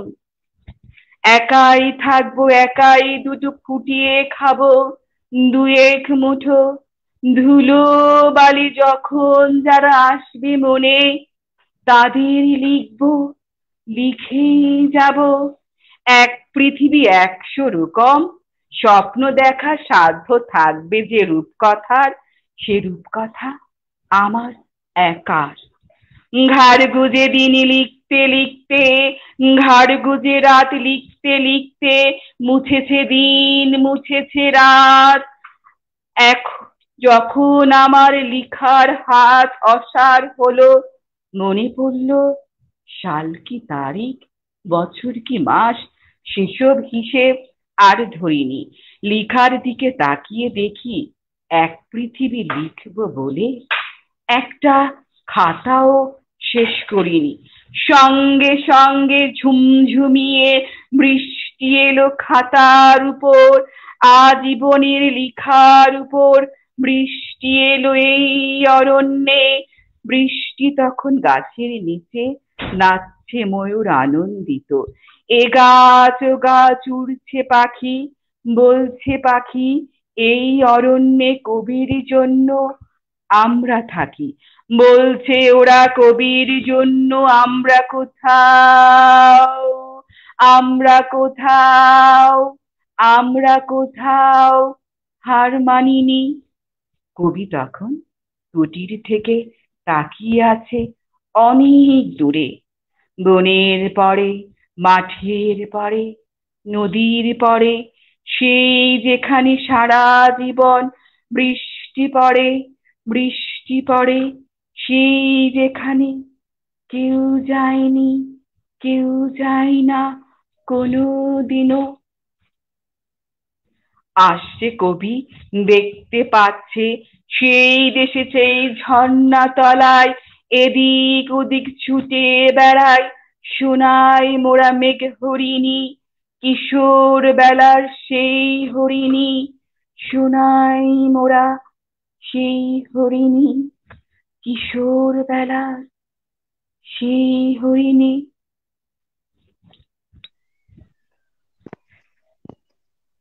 ধন্যবাদ আপু, আবারও মুগ্ধতায় হারিয়ে গেছিলাম। অনেক ধন্যবাদ আপনাকে। আহ আমরা চলে যাচ্ছি ইমন ভাইয়ার কাছে। ভাইয়া, আপনি আবৃত্তি শুরু করবেন তার আগে আমাকে একটু বলবেন যে এই যে আবৃত্তির প্রতি আপনার ভালোবাসা, এটা আসলে কিভাবে শুরু হলো, তারপর আপনার কিভাবে এই পথে চলা, একটু বলে তারপরে আপনি আবৃত্তিতে চলে যাবেন।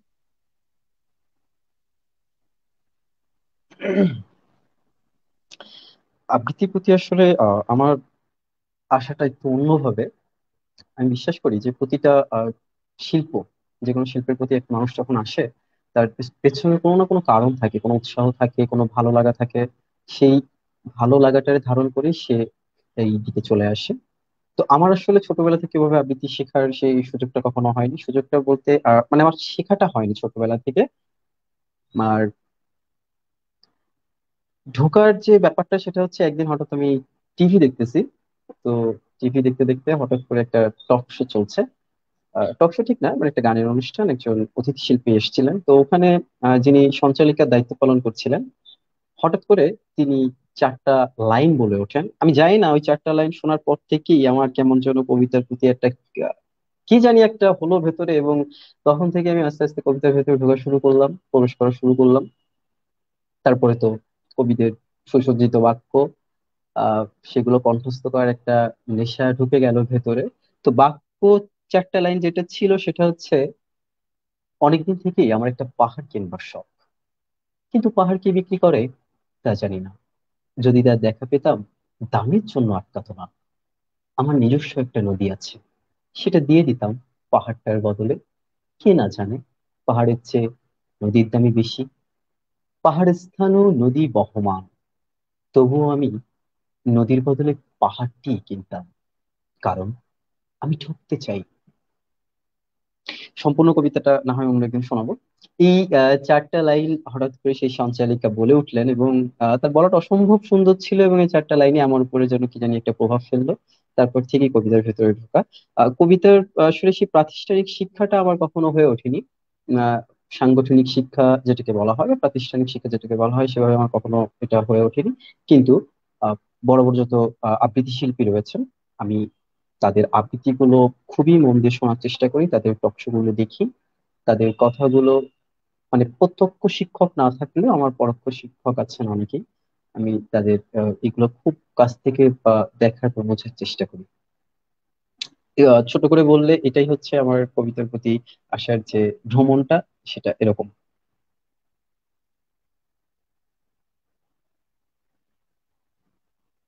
আপুর মাইক্রোফোনটা অফ করেন, নিরু আপু।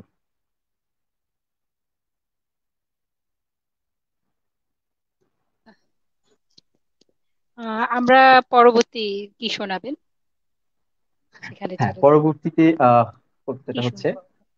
হুম, কবিতার নাম হচ্ছে কন্যা শ্লোক, লিখেছেন মল্লিকা সেনগুপ্ত। আশ্বিনের এক প্রাগৈতিহাসিক সকালে শ্রী রামচন্দ্র যে দুর্গার বোধন করেছিলেন, স্বর্গের দেবপুরুষগণ যুদ্ধে পরাজিত হয়ে, দুঃখিত, আমি একটু দুঃখিত,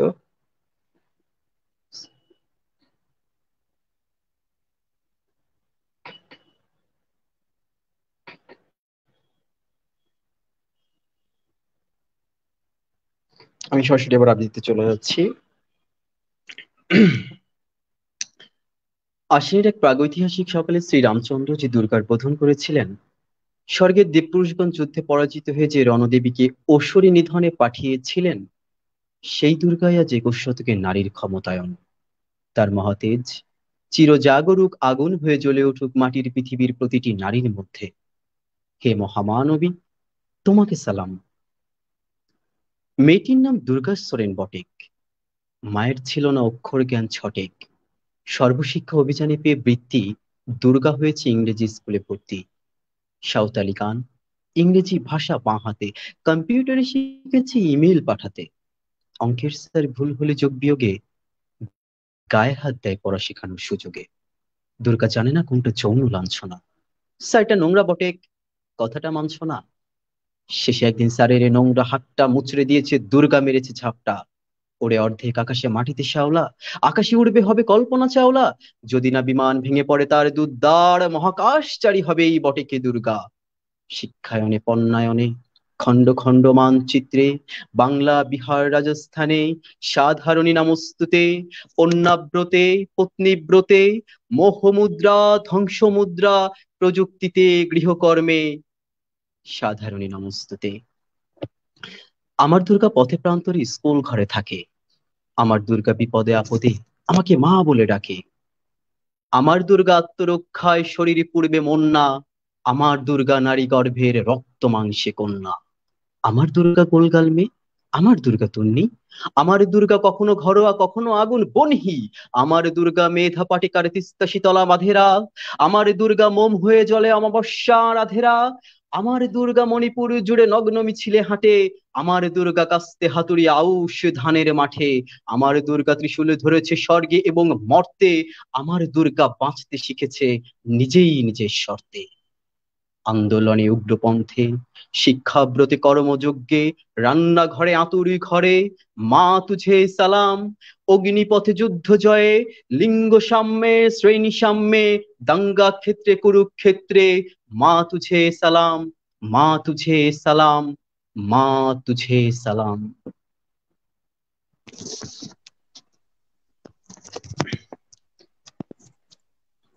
অনেক সুন্দর, অনেক অসাধারণ, অসাধারণ এক কথায়। আসলে আবৃত্তির জন্য মনে হয় কণ্ঠের পাশাপাশি অভিনয়টাও বেশ জরুরি, যেটা আমি আপনাদের দুজনের কাছ থেকে বেশ ভালো মানে পাচ্ছি, যে একজন আবৃত্তিকারকে, বাচিক শিল্পীকে হয়তো অভিনয়ও জানতে হয়। সুন্দর, মুগ্ধতা। উম, আমরা চলে যাচ্ছি শামীম আক্তার খান রুনি আপুর কাছে। আপু, আপনি কি শোনাবেন এবার? আমি ইমন পড়লো একটু আগে, মল্লিকা সেনগুপ্তের, ওনারে আরেকটা কবিতা পড়ছি আমি। শুভম তোমাকে। শুভম তোমাকে অনেকদিন পরে হঠাৎ দেখেছি বইমেলার মাঠে। গত জন্মের স্মৃতির মতন, ভুলে যাওয়া গানের মতন। ঠিক সেই মুখ, ঠিক সেই ভুরু, শুধু ঈষৎ পাক ধরা চুল। চোখ মুখ নাক অল্প ফুলেছে, ঠোঁটের কোণায় দামি সিগারেট। শুভম তুমি কি সত্যি শুভম? মনে পড়ে সেই কলেজ মাঠে দিনের পর দিন কাটতো কিভাবে সবুজ ঘাসের মধ্যে, অন্তবিহীন সোহাগ ঝগড়া। ক্রমশই যেন রাগ বাড়ছিল। তুমি চাইতে ছায়ার মতন তোমার সঙ্গে উঠবো বসবো। আমি ভাবতাম এতদিন ধরে যা কিছু শিখেছি সবই কি ফ্যান না, সবকিছু মুছে দিব তোমার জন্য। তুমি উত্তম ফ্যান, তাই আমি সৌমিত্রের ভক্ত হব না। তোমার গোষ্ঠী ইস্ট বেঙ্গল, আমি ভুলে যাব মোহনবাগান। তুমি সুচিত্রা, আমি কণিকার, তোমার কপিল, আমার তো সানি। তুমি স্বপ্নে বিপ্লব, তাই আমি ভোট দিতে যেতে পারবো না। এমন তরজা চলতো দুজনের। তা তামাক স্বপ্নের চোখ আমাকে টানতো অবুঝ মায়ায়। আমার মতো জেদি মেয়েটিরও তোমাকে টানতো প্রতি সন্ধ্যায় ফাঁকা ট্রাম আর গঙ্গার ঘাটে। তারপর তুমি কম্পিউটার শেখার জন্য জাপান চললে, আমিও পুনের ফিল্মি করতে। প্রথম প্রথম খুব চিঠি লেখা, 7 দিনে লিখা 7টা চিঠি। ক্রমশই কমলো চিঠির সংখ্যা। সপ্তাহে এক, মাসে এক, 9 মাসে 6 মাসে একটা, বছরে একটাও না, একটাও না। ডাক বাক্সের বুক খা খা করে। ভুলে গেছি কত দিন হলো। তুমিও ভুলেছ ঠিক ততদিন।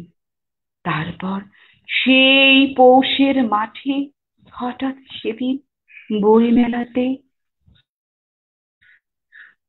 দূরে ফেলে আসা গ্রামের মতো তোমার মুখটা দেখতে পেলাম।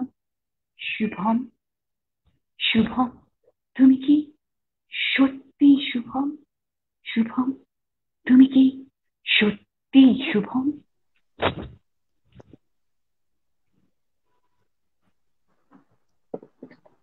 অশেষ ধন্যবাদ, অশেষ ধন্যবাদ আপু। হুম, চমৎকার।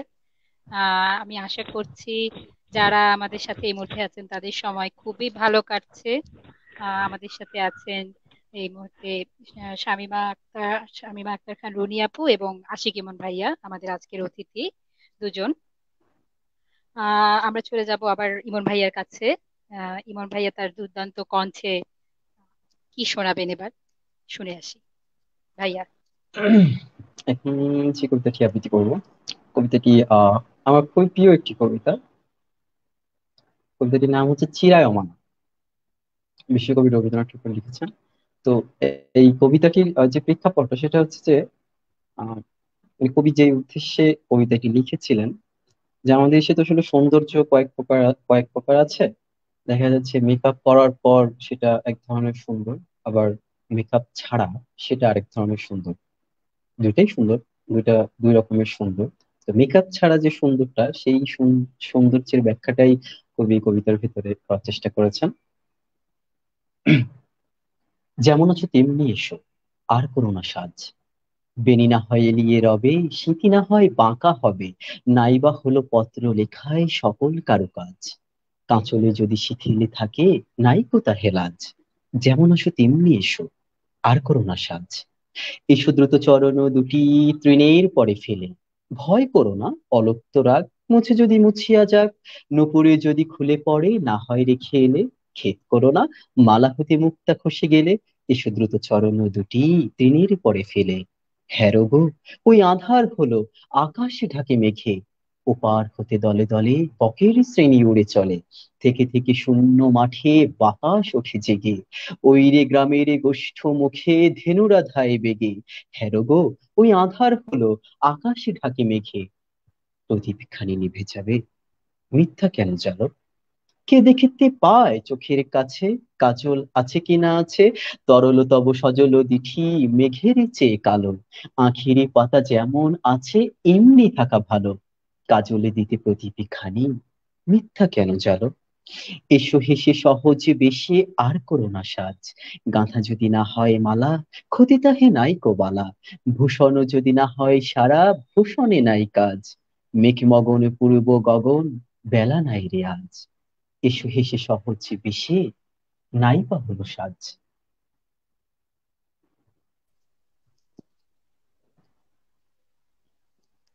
অনেক অনেক অনেক সুন্দর।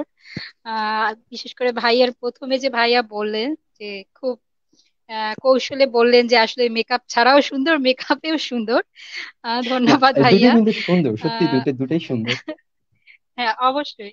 তবে হ্যাঁ, ন্যাচারাল যে এ, স্বাদটা সেটাই আসলে আমার কাছেও খুব ভালো লাগে সবারই।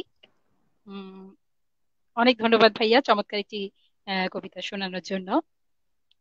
আমরা চলে যাচ্ছি, আবার আবার চলে যাচ্ছি রুনি আপার কাছে। আপু, হ্যাঁ, আমাদের জন্য এবার কি থাকছে? এবার আম, ভবানী প্রসাদ মজুমদারের বাংলাটা ঠিক আসে না, এটা ছড়া আমি করছি। ছেলে আমার খুব সিরিয়াস, কথায় কথায় হাসে না। জানেন দাদা, আমার ছেলের বাংলাটা ঠিক আসে না। ইংলিশেও রাইমস বলে, ডিবেট করে, পড়াও চলে। ছেলে আমার খুব পজিটিভ, অলিক স্বপ্নে ভাসে না। জানেন দাদা, আমার ছেলের বাংলাটা ঠিক আসে না। ইংলিশ ওর গুলে খাওয়া, ওটাই ফার্স্ট ল্যাঙ্গুয়েজ। হিন্দি সেকেন্ড, সত্যি বলছি, হিন্দিতে ওর দারুণ তেজ। কি লাভ বলুন বাংলা পড়ে, বিমান ছেড়ে ঠেলাই চড়ে। বেঙ্গলি ইজ থার্ড ল্যাঙ্গুয়েজ, তাই তেমন ভালো বাসে না। জানেন দাদা, আমার ছেলে বাংলাটা ঠিক আসে না। বাংলা আবার ভাষা নাকি, নেই কোনো চ্যাম্প বেঙ্গলিতে। সহজ সরল এই কথাটা লজ্জা কিসের মেনে নিতে। ইংলিশ ভেরি ফ্যান্টাস্টিক, হিন্দি সুইস সাইন্টিফিক, বেঙ্গলি ইজ গ্লামারলেস, ওর প্লেস এদের পাশে না। জানেন দাদা, আমার ছেলের বাংলাটা ঠিক আসে না। বাংলা যেন কেমন কেমন খুবই দুর্বল প্যান পেনে, শুনলে বেশি গা জ্বলে যায় একঘেয়ে আর ঘ্যান ঘেনে। কিসের গরব কিসের আশা, আর চলে না বাংলা ভাষা। কবে যেন বেঙ্গলি ডে, ফেব্রুয়ারি মাসে না। জানেন দাদা, আমার ছেলের বাংলাটা ঠিক আসে না। ইংলিশ বেশ বোম্বাস্টিং সব, ভাষা দারুণ ভাষা। বেঙ্গলি ইজ ডিসগাস্টিং, ডিসগাস্টিং সর্বনাশা। এই ভাষাতে দিবা নিশি হয় শুধু ভাই পিএনপিসি। এই ভাষা তাই হলেও দেশি, সবাই ভালো বাসে না। জানেন দাদা, আমার ছেলের বাংলাটা ঠিক আসে না। বাংলা ভাষা নিয়েই নাকি অ্যাংলা প্যাংলা সবাই মুগ্ধ। বাংলা যাদের মাতৃভাষা, বাংলা যাদের মাতৃদুগ্ধ, মায়ের দুধের বড়ই অভাব, কৌটার দুধ খাওয়াই স্বভাব। ওই দুধে তেজ তাকত হয় না, বাংলাও তাই হাসে না।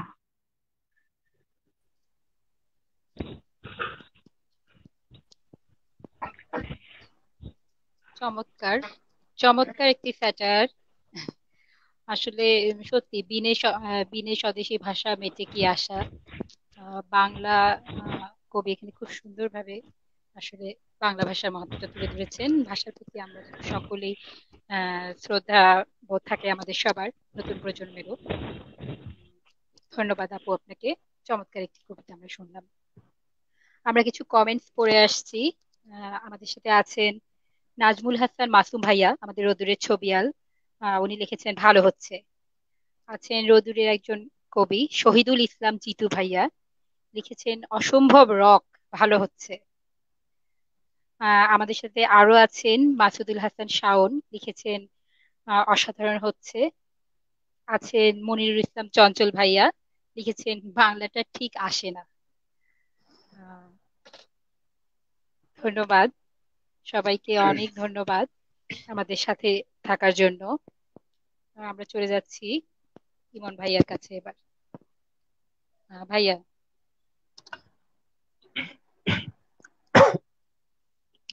আমাদের বাংলা সাহিত্যের আরেকটি সম্পদ অচিন্ত্য কুমার সেনগুপ্ত তো একটি কবিতা ছন্ন ছাড়া।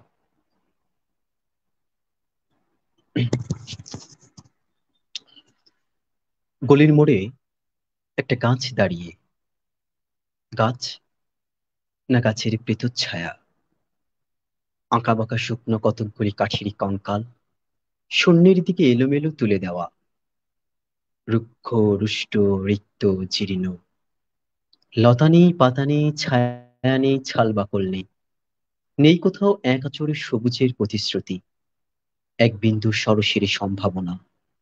ওই পথে দিয়ে জরুরি দরকারে যাচ্ছিলাম ট্যাক্সি করে, ড্রাইভার বললে ওদিকে যাব না, দেখছেন না ছন্নছাড়া কটা বেকারের ছোকরা রাস্তার মাঝখানে দাঁড়িয়ে আড্ডা দিচ্ছে, চোঙা প্যান্ট ছোকা জুতো, রোখা মেজাজ ঠোকা কপাল, ওখান দিয়ে গেলেই গাড়ি থামিয়ে লিফট চাইবে, বলবে হাওয়া খাওয়ান। কারা ওরা? চেনেন না ওদের? ওরা বিরাট এক নৈরাজ্যের এক নেই রাজ্যের বাসিন্দে। ওদের কিছু নেই, থিত নেই ভিত নেই রীতি নেই নীতি নেই, আইন নেই কানুন নেই বিনয় নেই ভদ্রতা নেই, শ্লীলতা শালীনতা নেই। ঘেঁষবেন না ওদের কাছে। কেন নেই?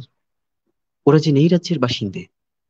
ওদের জন্য কলেজে সিট নেই, অফিসে চাকরি নেই, কারখানায় কাজ নেই, ট্রামে বাসে জায়গা নেই, মেলায় খেলায় টিকিট নেই, হাসপাতালে বেড নেই, বাড়িতে ঘরে নেই, খেলবার মাঠ নেই, অনুসরণ করবার নেতা নেই, প্রেরণা জাগানো প্রেম নেই, ওদের প্রতি সম্ভাষণে কারো দরদ নেই।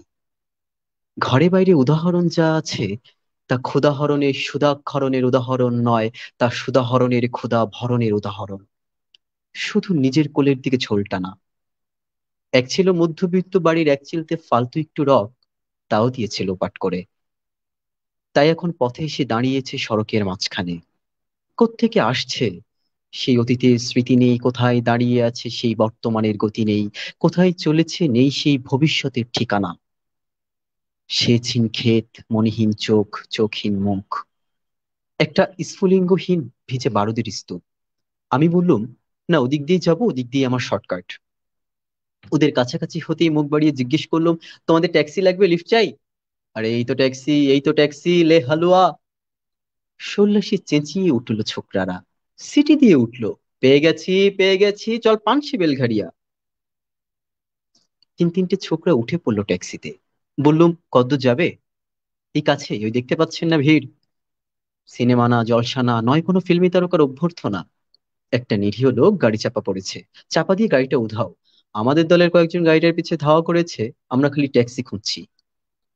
কে সে লোক? একটা বেওয়ারিশ ভিখিরি, রক্তে মাংসে দলা পাকিয়ে গেছে। ওর কেউ নেই, কিছু নেই। শোবার জন্য ফুটপাত আছে তো মাথার উপরে ছাদ নেই, ভিক্ষার জন্য একটা পাত্র আছে তো তার মধ্যে প্রকাণ্ড এক ফুটো। রক্তে মাখামাখি সেই দলা পাকানো ভিখারিকে ওরা পাঁজা কোলা করে ট্যাক্সির মধ্যে তুলে দিল। চেঁচিয়ে উঠলো সমস্বরে, আনন্দে ঝঙ্কৃত হয়ে, প্রাণ আছে, এখনো প্রাণ আছে। রক্তের দাগ থেকে আমার ভব্যতা ও শালীনতাকে বাঁচাতে গিয়ে আমি নেমে পড়লাম তাড়াতাড়ি। তারপর সহসা শহরের সমস্ত কর্কশে কঠিনে, সিমেন্টে কংক্রিটে ইটে কাঠে পিছে পাথরে দেয়ালে দেয়ালে বেজে উঠল এক দুর্বার উচ্চারণ, এক প্রত্যয়ের তপ্ত শঙ্খধ্বনি। প্রাণ আছে, এখনো প্রাণ আছে, সমস্ত বাধা নিষেধের বাইরেও আছে অস্তিত্বের অধিকার। ফিরে আসতেই দেখি গলির মোড়ে গাছের সেই শুকনো বৈরাগ্য বিদীর্ণ করে বেরিয়ে পড়েছে হাজার হাজার সোনালী কচি পাতা। মর্মরিত হচ্ছে বাতাসে, দেখিতে দেখিতে গুচ্ছে গুচ্ছে উথলে উঠেছে ফুল, ঢেলে দিয়েছে বুকের সুগন্ধ। উড়ে এসেছে রং বেরঙের পাখি, শুরু করেছে কলকণ্ঠের কাকলি, ধীরে ধীরে ঘনপত্র পুঞ্জে ফেলেছে স্নেহার্দ দীর্ঘ ছায়া, যেন কোনো শ্যামল আত্মীয়তা।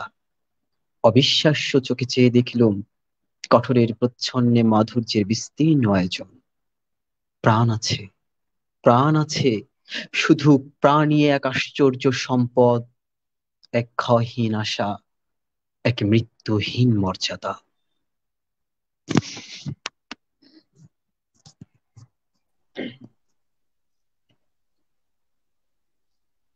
অনেক ধন্যবাদ। আসলে একটা পুরো দৃশ্য যেন চোখের সামনে দেখতে পেলাম। অনেক ধন্যবাদ, অনেক সুন্দর।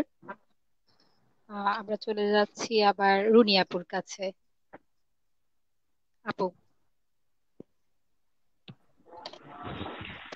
আহ, আমি এবার মনিরুল ইসলাম চঞ্চল ভাইয়ের লেখা একটা কবিতা পড়বো। এরপরে আমি আসলে মেহেদী হাসান তামিম ভাইয়ের কবিতা পড়বো। পরপর দুটা পড়বো, অথবা আমার এটা পড়ার পরে ইমনের পরে আমি ওটা পড়বো। আচ্ছা, শুরু করছি। জন্মান্তরে দোষ। জীবনে সিঁড়ি বেয়ে বোধের পিড়িতে পদছাপ রাখতেই দেখতে পাই আমাকে তাড়া করছে এক অতিকার সিংহ, মৃত্যুর মতো হিম শীতল চোখ। শুভ ধ্বংসের প্রলয়ের মতো গর্জন। আমি ভয় পাই, আমি ভীতু হই, আমি দৌড়াই, আমি দৌড়াতে থাকি, দৌড়াতেই থাকি। আমার বয়স বেড়ে যায় শিক্ষায়, সংস্কারে, অভিজ্ঞতায়, অনিশ্চয়তায়, সীমাহীন নীরব তিক্ততায়। আমার বয়স বেড়ে যায়, বেড়ে যায় প্রত্যাশার মেদ, অপ্রাপ্তির ক্ষেত। তবুও আমি দৌড়াই জীবনের সিঁড়িতে, নিয়তির ভীরতায়। আমি ভয় পাই, আমি ভীতু হই, আমি দৌড়াই, দৌড়াতেই থাকি। মৃত্যুর মতো হিম শীতল অতিকায় এক সিংহের তাড়ায়। আমি দৌড়াতে থাকি আশা থেকে বেদনায়, আলোর রসনায় থেকে আধারের যাতনায়। দৌড়াতে থাকি পার্থিব সীমানায়, অধিকার থেকে ক্রমশ অন্ধকারে। আমি দৌড়াই, দৌড়াতেই থাকি, দৌড়াতে দৌড়াতে খুঁজে পাই শূন্যতার এক অসীম কুয়ো, কৃষ্ণ গহ্বরের মতো অন্ধকার, পাথরের মতো কালো। আমি ভয় পাই, আমি ভীতু হই, আমি চোখ বুজে আসে আমার, আমি ঝাঁপ দেই শূন্যতার অসীম কুয়ায়। পাথর কালো কৃষ্ণ গহ্বরের অন্ধকারে পতনোন্মুখ আমি পড়তে থাকি, পড়তেই থাকি। আমি ভয় পাই, আমি তৃষিত হই, শূন্যতার কুয়ো, বিন্দু মাত্র জল নাই। আমি পড়তে থাকি, পড়তেই থাকি অবিরাম, নিচে পড়তে পড়তে খুঁজে পাই যৌবনের মতো সুঠাম এক ঝুলন্ত দড়ি। আমি প্রাণপণে দড়ি আঁকড়ে ধরে ঝুলতে থাকি। দড়িতে ঝুলন্ত আমি নিচে তাকাতেই দেখতে পাই কবরের মতো ধীর স্থির শান্ত এক ফনা তোলা সাপ, অধীর আগ্রহে আমার পতনের অপেক্ষায়। অসীম শূন্য কুয়া, উপরে মৃত্যুর মতো হিম শীতল সিংহের গর্জন, নিচে কবরের মতো শান্ত ধীর স্থির ফনা তোলা সাপ। মাঝে দড়িতে ঝুলতে থাকি আমি। আমি ভয় পাই, ভীত হই, আমি প্রাণপণে দড়িতে ঝুলে রই। হঠাৎ দড়ির দুপাশে দুটি ইঁদুর দেখতে পাই। একটি দিনের মতো সাদা, অন্যটি রাত্রের মতো কালো। আমার ঝুলে থাকার দড়ি সূক্ষ্ম দাঁতে কেটে চলে অবিরত। আমি ভয় পাই, আমি ভীত হই, আমি দড়িতে ঝুলে রই। দড়িতে ঝুলন্ত আমি দেখতে পাই আমার পাশে কুয়োর দেওয়ালে বেড়ে ওঠা মহাকালের বৃক্ষ শাখায় এক মৌচাক। শূন্যতার কুয়াটায় দড়িতে ঝুলে থাকা তৃষিত আমি সব ভুলে যাই। এক হাতে দড়ি ধরে অন্য হাতে আঙুল মৌচাকে ঢুকাই। আমার আঙ্গুল মহাকালের বৃক্ষ শাখার মৌচাকে মিষ্টি মধুতে ভরে যায়। আমি আঙ্গুল মুখে পড়ি, তৃষিত আমি সব ভুলে যাই। আঙ্গুল ভরা মধুর মৃষ্টতায় পতনোন্মুখ আমি, অবশ্যম্ভাবী আমার পতন। কে ঠেকায় আমার বয়স বেড়ে যায়, লোভে পাপে কামে ঈর্ষায়, দাঁত নড়ে, হাত কাঁপে, চামড়া কুঁচকে যায়। শূন্যতায় অসীম কুয়ো, উপরে মৃত্যুর মতো হিম শীতল সিংহের গর্জন, নিচে কবরের মতো শান্ত ধীর স্থির ফনা তোলা সাপ, মাঝে দড়িতে ঝুলতে থাকি আমি, ঝুলে থাকা দড়ি সূক্ষ্ম দাঁতে অবিরল কেটে চলে দুই ইঁদুর, দিনের মতো সাদা ও রাতের মতো কালো। আমি ভয় পাই, আমি ভীতু হই, আমি দৌড়াই, আমি মজে রই আঙ্গুল ভরা মধুর মৃষ্টতায়, জীবনের সিঁড়ি বেয়ে বোধনের পিড়িতে পদচ্ছাপ রাখতেই দেখি জন্মান্তরে পতন উন্মুক্ত আমি, অবশ্যম্ভাবী আমার পতন, কি ঠেকায়, কে ঠেকায়?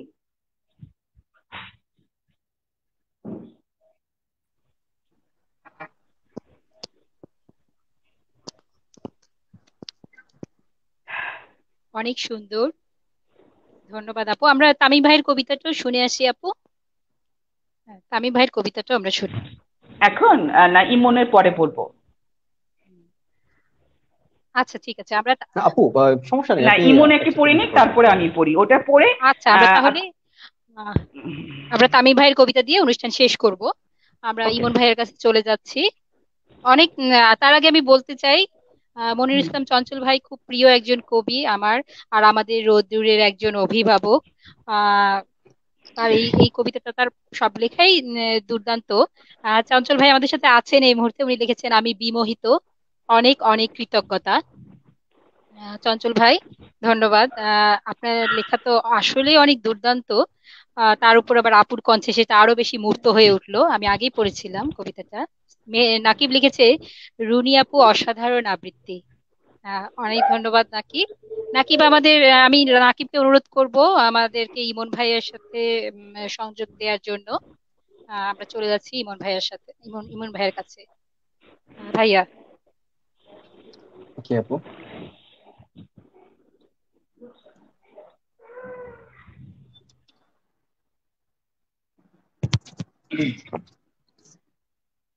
বসন্ত নয়, আমার দরজায় প্রথম কড়া নেড়েছিল অবহেলা। ভেবেছিলাম অনেকগুলো বর্ষা শেষে শরতের উষ্ণতা মিশে এলো বুঝি বসন্ত। দরজা খুলে দেখি আমাকে ভালোবেসে এসেছে অবহেলা, মধ্য দুপুরের তীর্যক রোদের মতো। অনেকটা নির্লজ্জভাবে আমাকে আলিঙ্গন করে নিয়েছিল অনাকাঙ্ক্ষিত অবহেলা। আমি চারপাশে তাকিয়ে দেখেছিলাম আমার দিনদশায় কারো করুণা বা আর্তি পেখম ছড়িয়ে আছে কিনা। ছিল না। বৃষ্টিহীন জনপদে খড়খড়ে রোদ যেমন দস্যুর মতো অদমনীয়, তেমনি অবহেলাও আমাকে আগলে রেখেছিল নির্মোহ নিঃসংকুচিত। আমি অবহেলাকে পেছনে ফেলে একবারে ভোঁ দৌড় দিয়ে এগিয়ে গিয়েছিলাম। তখন দেখি আমার সামনে কলহাস্যে দাঁড়িয়েছে উপেক্ষা। উপেক্ষার সঙ্গেও একবার কানামাছি খেলে এগিয়ে গিয়েছিলাম তোমাদের কোলাহল মুখর আনন্দ সভায়। কে মিলেছিল? ঠোঁট উল্টানো ভৎসনা আর অভিশপ্ত অনড়ার মতো একতাল অবজ্ঞা। তাও সয়ে গিয়েছিল একটা সময়। ধরেই নিয়েছিলাম আমার কোনো কালেই হবে না রাবীন্দ্রিক প্রেম। তোমাদের জয়গানে করতালিতে নতজানু থেকেছিল আমার চাপা আক্ষেপে লজ্জা। বুঝে গিয়েছিলাম জীবনানন্দময় স্বপ্ন আমাকে ছোঁবে না। জয়নুলের রং নিয়ে কল্পনার বিষাদী, হারানো দিনের গানের ঐন্দ্রালিক তন্ময়তা বা ফুল পাখি নদীর কাব্যালাপে কারা মশগুল হলো, এ নিয়ে কৌতূহল দেখাবার দুঃসাহস আমি দেখাইনি কখনো। এত কিছু নেই জেনেও নজরুলের মতো বিদ্রোহী হব সেই অমিত শক্তিও আমার ছিল না। মেনে নেয়ার বিনয়টুকু ছাড়া আসলে আমার কিছুই ছিল না। শুধু ছিল অবহেলা, উপেক্ষা আর অবজ্ঞা। হ্যাঁ, একবার তুমি বা তোমরা যেন দয়া করে বাঁকা চোখে তাকিয়েছিলে আমার দিকে। তাচ্ছিল্য নয়, একটু মায়াই যেন ছিল। হতে পারে কাঁপা আবেগও মিশ্রিত ছিল তোমার দৃষ্টিতে। ওইটুকুই আমার যা পাওয়া। আমি ঝরে যাওয়া পাতা, তুমি ছিলে আকস্মিক দমকা হাওয়া। তারপরও অবহেলার চাদর ছাড়িয়ে উপেক্ষার দেয়াল ডিঙিয়ে ও অবজ্ঞার লাল দাগ মুছে জীবনের কোনো সীমারেখা ভাঙতে পারিনি আমি, এ কথা জানে শুধু অন্তর্যামী। অনেক স্বপ্নপ্রবণ হয়ে একবারে ভেবেছিলাম এই অবহেলা তুষারপাতের মুখচ্ছবি, উপেক্ষা কাচের দেওয়াল, অবজ্ঞা কুচকুচে অন্ধকার, এর কিছুই থাকবে না একটি বসন্তের ফুৎকারে। একটি ঝলমলে পোশাক গায়ে চড়িয়ে হাতের মুঠোয় বসন্ত নিয়ে অন্তত একটি সন্ধ্যাকে উজ্জ্বল করে নেব, এমন ভাব আবেগে ছিল আকাশের কার্নিশে লিপ্টে থাকা পেঁজা মেঘের মতো। ওই মেঘ কখনো বৃষ্টি হয়ে নামেনি, তোমার বা তোমাদের নাগরিক কোলাহল কখনো থামেনি। অর্ধেক জীবন ফেলে এসে দেখি অনেক কিছু বদলে গেছে। সে কি? কোথায় হারালো কৈশোরের দিনলিপি বিপন্ন করা অবহেলা, স্বপ্নকে অবদমনের স্বরলিপিতে আটকে ফেলা উপেক্ষা, আর তারুণ্যকে ম্রিয়মাণ করে রাখার অবজ্ঞা। ওরা আমাকে চোখ রাঙাতে পারে না ঠিক, তবে এখনো পোড় খাওয়া দিন বড্ড রঙিন। আমি আজ সমুদ্র চলে হাত রেখে বলে দিতে পারি কোন ঢেউয়ে ভেসে বেড়াচ্ছে তোমাদের গোপন অশ্রুকণা। আকাশ পানে তাকিয়ে বুঝতে পারি কার দীর্ঘশ্বাসে ঝরে পড়ছে নক্ষত্র। এমনকি তুমি যে সম্রাজ্ঞীর বেশের আড়ালে মিহিনে কষ্ট চেপে হয়েছ লাবণ্যময় পাষাণ পাথর, এটাও দেখিতে পাই অন্তর্দৃষ্টি দিয়ে। আমি জানি দীর্ঘশ্বাসে ভরা এই আখ্যানে যদি পেত কবিতার রূপ, সেই অবহেলা হতো বসন্ত স্বরূপ।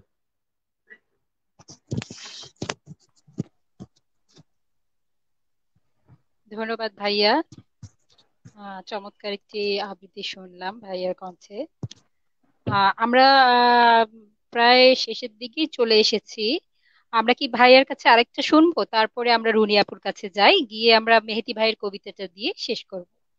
ইমন ভাইয়া, আপনি হ্যাঁ, আরেকটা আবৃত্তি করবেন। ঠিক আছে। আমি আমি তাহলে কাজী নজরুল ইসলাম দিয়ে শেষ করতে চাচ্ছি।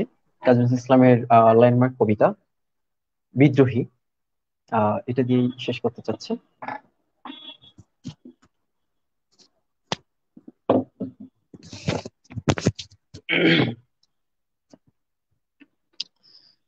বলবীর, বল উন্নত মম শির, শিরিনি হারি আমারি নত শির ওই শিখর হিমাদ্রির।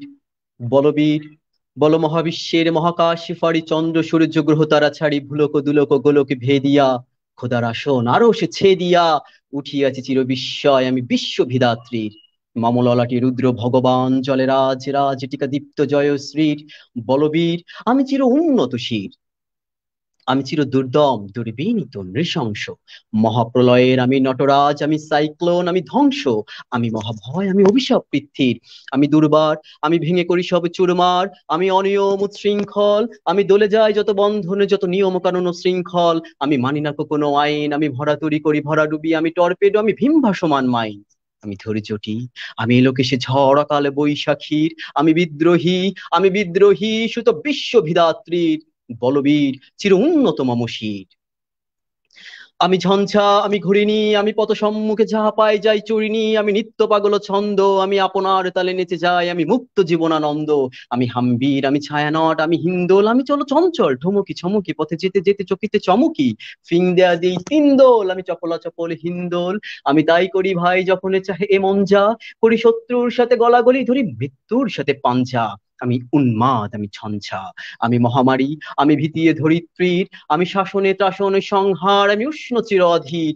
বলবীর, আমি চির উন্নত শীত, আমি চির দুরন্ত দুর্মদ, আমি দুর্দম মম প্রাণীর পেয়ালা হরদম হায় হরদম ভরপুর মদ। আমি হংসিকা, আমি সাগ্নিক চমদগ্নি, আমি যজ্ঞ, আমি পুরোহিত, আমি অগ্নি।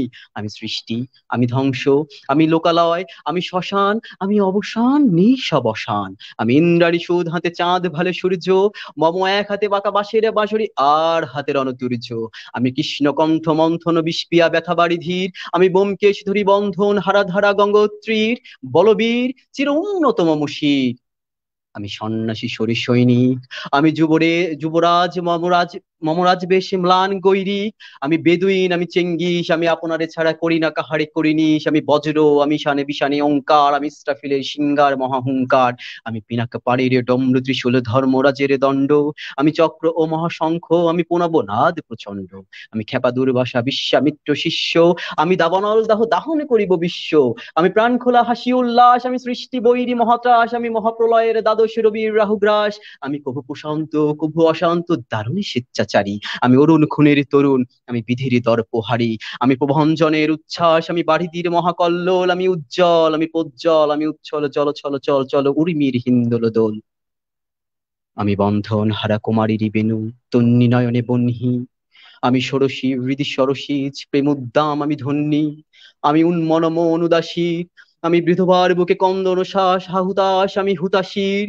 আমি বঞ্চিত ব্যথা পতবাসী চিরগৃহারা যত পথিকের, আমি অবমানিতের মর্ম বেদনা বিষে জ্বালাপিও লাঞ্ছিত বুকে গতি ফের, আমি অভিমানী চিরক্ষুব্ধ হিয়ারে কাতরাতা ব্যথা শুনিবীর, চিতচুম্বন চোর কম্পন, আমি থর থর থর প্রথম প্রকাশী কুমারীর, আমি গোপন পিয়ারে চকিত চাহনি ছল করে দেখা অনুক্ষণ, আমি চপল মেয়ের ভালোবাসা তারে কাঁকনো চুরির কন কন, আমি চির শিশু চির কিশোর, আমি যৌবন ভীত পল্লী বালার আঁচড়ে কাচলি নিচোর, আমি উত্তর বায়ু মলয় অনিল উদাস পুরবী হাওয়া, আমি পথিক কবির গভীর রাগিনী বেনুবিনে গান গাওয়া, আমি আকুলে নিধাগে তিয়াসা, আমি রুদ্র রুদ্র রবি, আমি মরুনির ঝড় ঝড়, আমি শ্যামলিমা ছায়া ছবি, আমি তুরি আনন্দে ছুটে চলিয়া কি উন্মাদ, আমি উন্মাদ, আমি সহসা আমারে চিনেছি, আমারে খুলিয়া গিয়াছে সব বাঁধ, আমি উত্থান আমি পতন, আমি অচেতন চিতে চেতন, আমি বিশ্ব তরুণী বৈজয়ন্তী মানব বিজয় কেতন, ছুটি ঝড়ের মতনে করতালি দিয়া স্বর্গমত্ত করতলে তাজি বর্রাকার উচ্চ ইস্র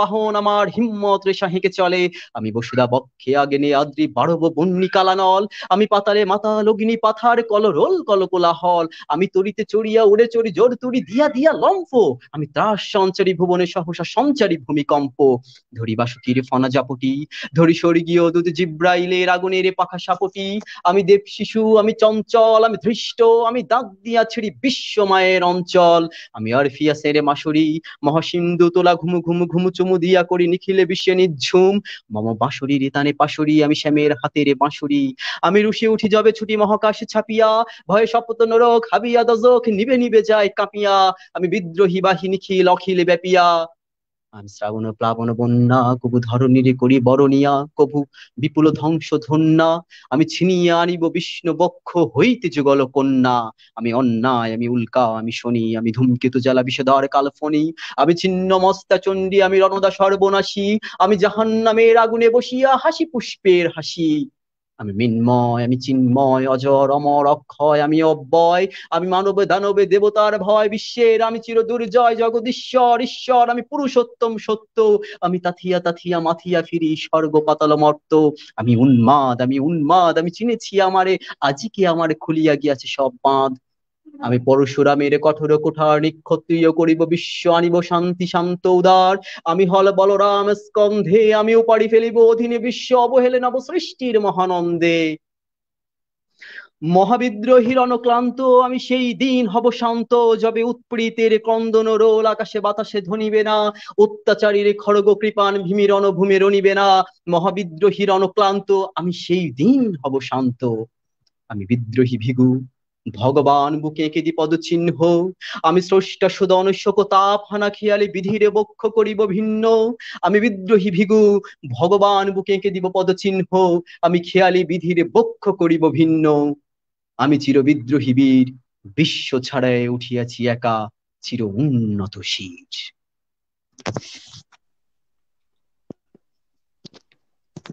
আহ আমাদের বিদ্রোহী কবির সেরা একটি কবিতা। দুর্দান্ত আবৃত্তি করলেন ভাইয়া, একদম তারুণ্যের উচ্ছ্বাস উপচে পড়ছিল আপনার কণ্ঠে। সেই সাথে আমরা আমি আসলে রুনি আপুর এক্সপ্রেশন গুলো দেখছিলাম, আপনার আবৃত্তির সাথে সাথে উনিও ঠোঁট মেলাচ্ছিলেন। অনেক ধন্যবাদ, আরে একটানা এই আবৃত্তিটা করলেন, অনেক মানে সেলুট জানাই আপনাকে। অনেক ধন্যবাদ, আমরা অনেক ধন্যবাদ আপু, আমি সত্যি খুব অনুপ্রাণিত। আমরা কিছু কমেন্ট পড়ে আসি। আমাদের সাথে আছেন আমাদের রুন, আরো আছেন ফুয়াদ সনম ভাইয়া কবি, লিখেছেন খুব সুন্দর হচ্ছে।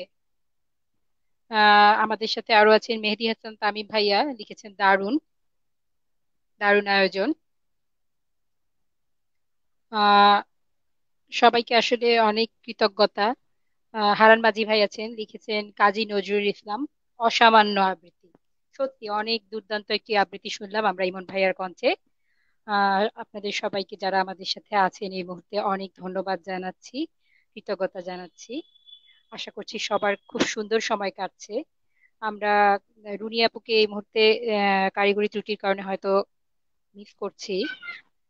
আহ রুনি আপু, আচ্ছা, রুনি আপু, আস্তে আস্তে আমি আসলে ইমন ভাইয়ার কাছে চলে যাই আবার একটু।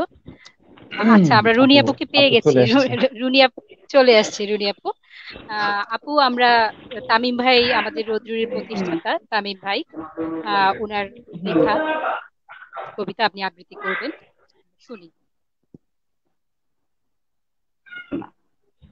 শুরু করছি আমি। তামিম ভাইয়ের কবিতা। কি ব্যাপার?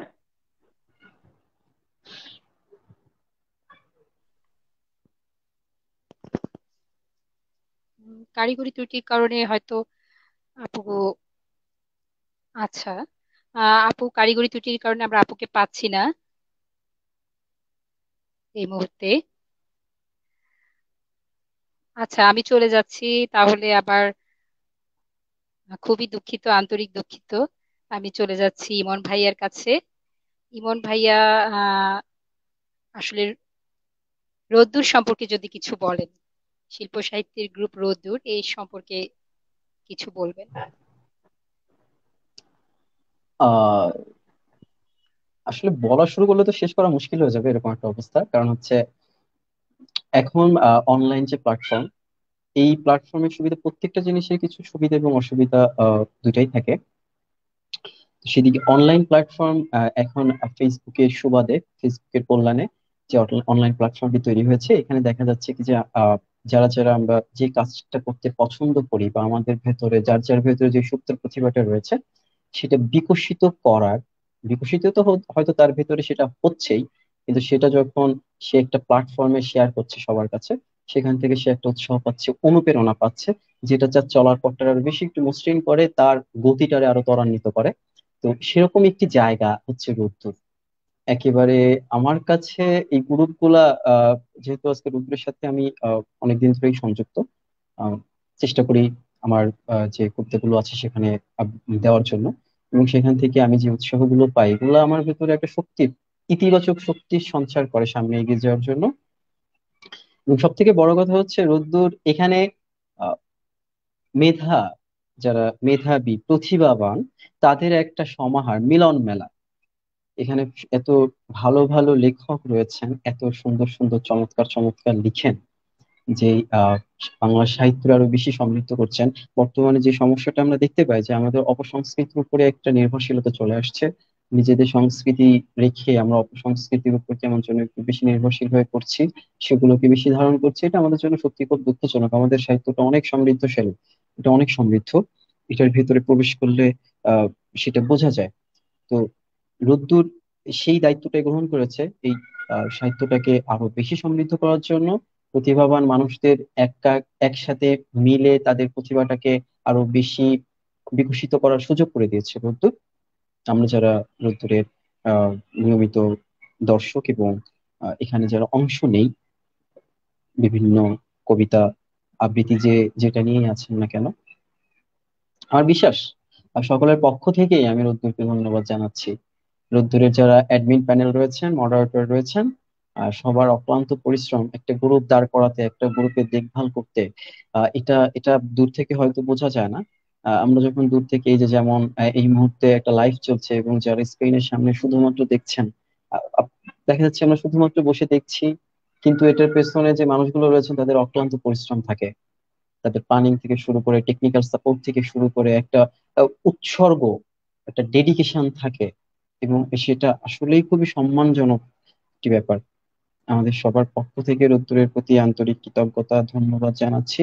রোদ্দুর আরো অনেক দূরে এগিয়ে যাবে, রোদ্দুরের সাথে আমরা ছিলাম, আছি এবং পরবর্তীতেও থাকবো।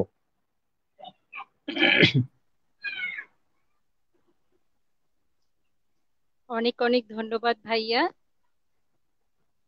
অনেক ধন্যবাদ। আপনাদের সকলের ভালোবাসাতেই আসলে রৌদ্রর অল্প সময়ে আমরা অনেক দূর এগিয়ে আসতে পেরেছি। আপনাদের মতো মেধাবীদের পদচারণায় রৌদ্র প্রতি মুহূর্তেই আলোকিত হচ্ছে। আপনারা স- আজীবন রৌদ্রের সাথেই থাকবেন এভাবে, আমাদেরকে উৎসাহ অনুপ্রেরণা দিয়ে যাবেন। আসলে এটা আমাদের সবারই একটা পরিবার। আমরা রুনি আপাকে এখনো কারিগরি ত্রুটির কারণে পাচ্ছি না। আহ আন্তরিকভাবে আমি দুঃখিত। আহ তাহলে এই মুহূর্তে আমরা না হয় ইমন ভাইয়ের একটা কবিতা দিয়েই শেষ করব। অবশ্যই এর মধ্যে যদি রুনি আপা আমাদের সাথে যুক্ত হতে পারেন, আমরা তার কাছে যাব। ভাইয়া, আপনার শেষ আবৃত্তিটা শুনবো। আচ্ছা, ওকে।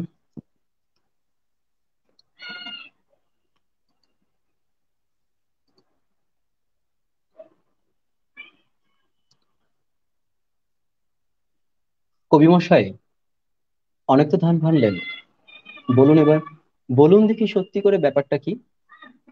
আপনি, হ্যাঁ আপনি নিজে দেখেছেন তো প্রেমে পড়ে, ঠিক না? তো বলুন না সে কেমন তর, সোজা কথায় বুঝিয়ে বলুন। লোকেরা যা তাড়ায় ছোটে নানান পাড়ায়, সেইখানে কি প্রেমের আগুন? তাহলে তো শরীরটাতেই সব মিটে যায়। কিন্তু দেখুন, মনও আছে। মুশকিলটাই যে মনের আর্জি যত পেশ করা চাই ওরই কাছে। যেমন ধরুন, কাউকে দেখা মাত্র যদি ঠিক চিনলেন, মনের মানুষ, মুশকিলটাই যে কেমন করে পাবেন তাকে। কোন ফিকিরে একজোড়া মন দামাল বেহুঁশ মিলতে পারে? না গো মশাই, কবুল করুন, ছটফটানি সবই খাঁচায়। উড়তে হলে একলা যাবেন, মিলতে হলে, মিলতে হলে শরীরটা চাই। কেমন মজা, শরীরটাকে নিংড়ে ছিঁড়ে কিছুতেই কি ইচ্ছে করে। আবার মনের সঙ্গে মনের মোকাবিলায় শরীর এসে জখম করে। ভালোবাসা, তা দেখুন না, ভালো আমরা কত কিছুই বেসে থাকি, সোনা পিসি, কানা বেড়াল, টেবিল চেয়ার ইত্যাদি সব টুকিটাকি, যাদের সঙ্গে স্মৃতি জড়ায়। তেমনি বিয়ে, ঘরকন্না, সঙ্গে খাওয়া, করুণ রঙিন পেছন ফেলা, পথের কথা চোখে চোখে। যৌবনের আর মেয়াদ কদিন, শরীর কিংবা স্মৃতি নিয়েই আমরা আছি। আচ্ছা এখন বলুন দেখি, এই যত সব খুচরো নিয়ে জীবন কাটে, তাদের সঙ্গে প্রেমের কি? মনে করুন, আপনি যখন দেখেছিলেন একটি মেয়ের হাতের নড়া ঝলকে দিয়ে অন্ধকারে মিলিয়ে যেতে, তারই নাম তো প্রেমে পড়া। তখন যে সব পাতাল ঠেলা উথাল পাথাল দিয়েছিল পাগল করে, সেই উৎসাহ, সেই অশান্তি, সেই আনন্দ, বলুন তো তা কোথায় ধরে? কাকের রূপে অবাক হয়ে তাকান যখন, কিংবা চৌরঙ্গি মোড়ে হঠাৎ কেঁপে থমকে দাঁড়ান কোনো কবির পুরনো লাইন মনে পড়ে, এই সংসারে সেই প্রেম কি ধরে কোথাও আপনাদেরই মনে ছাড়া? আর সেখানে আয়ু তো তার একাধ মিনিট, না, কাটে না কারোই ফাড়া। তাই তো বলি, এত যে গীত বাঁধলেন আপনাদেরই গোপন সে গান, আমরা দেখুন বেঁচে থেকেই সুখে আছি, আমাদের আর কেন শোনান?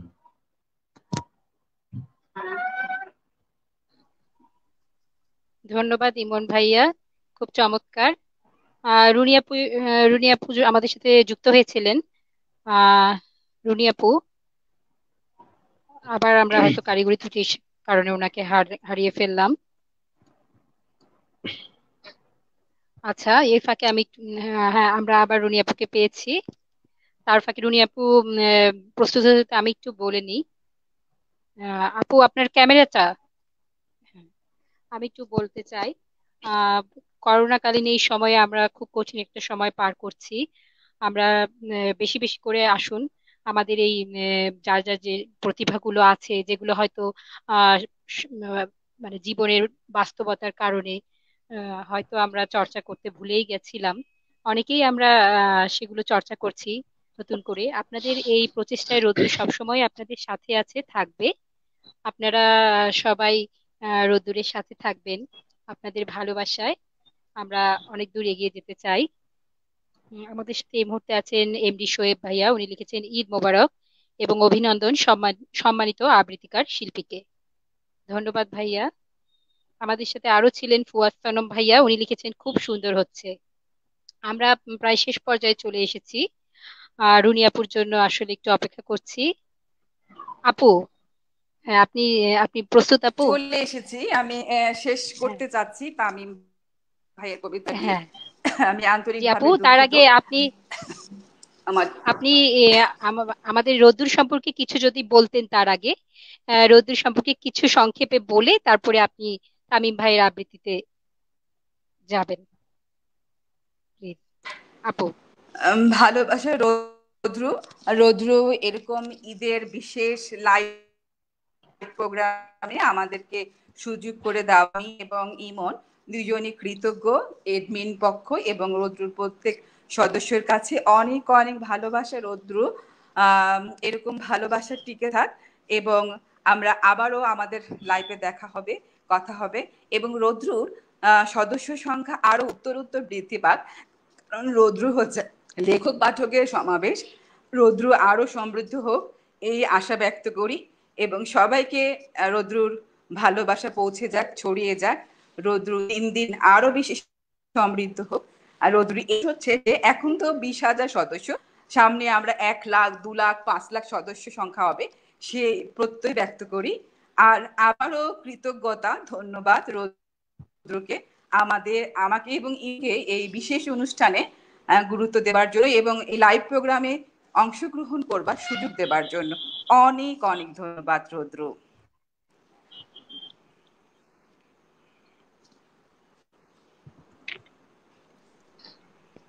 আপু, আমরা তামিম ভাইয়ের কবিতাটি শুনবো, তারপর আমরা শেষ করব অনুষ্ঠানটি।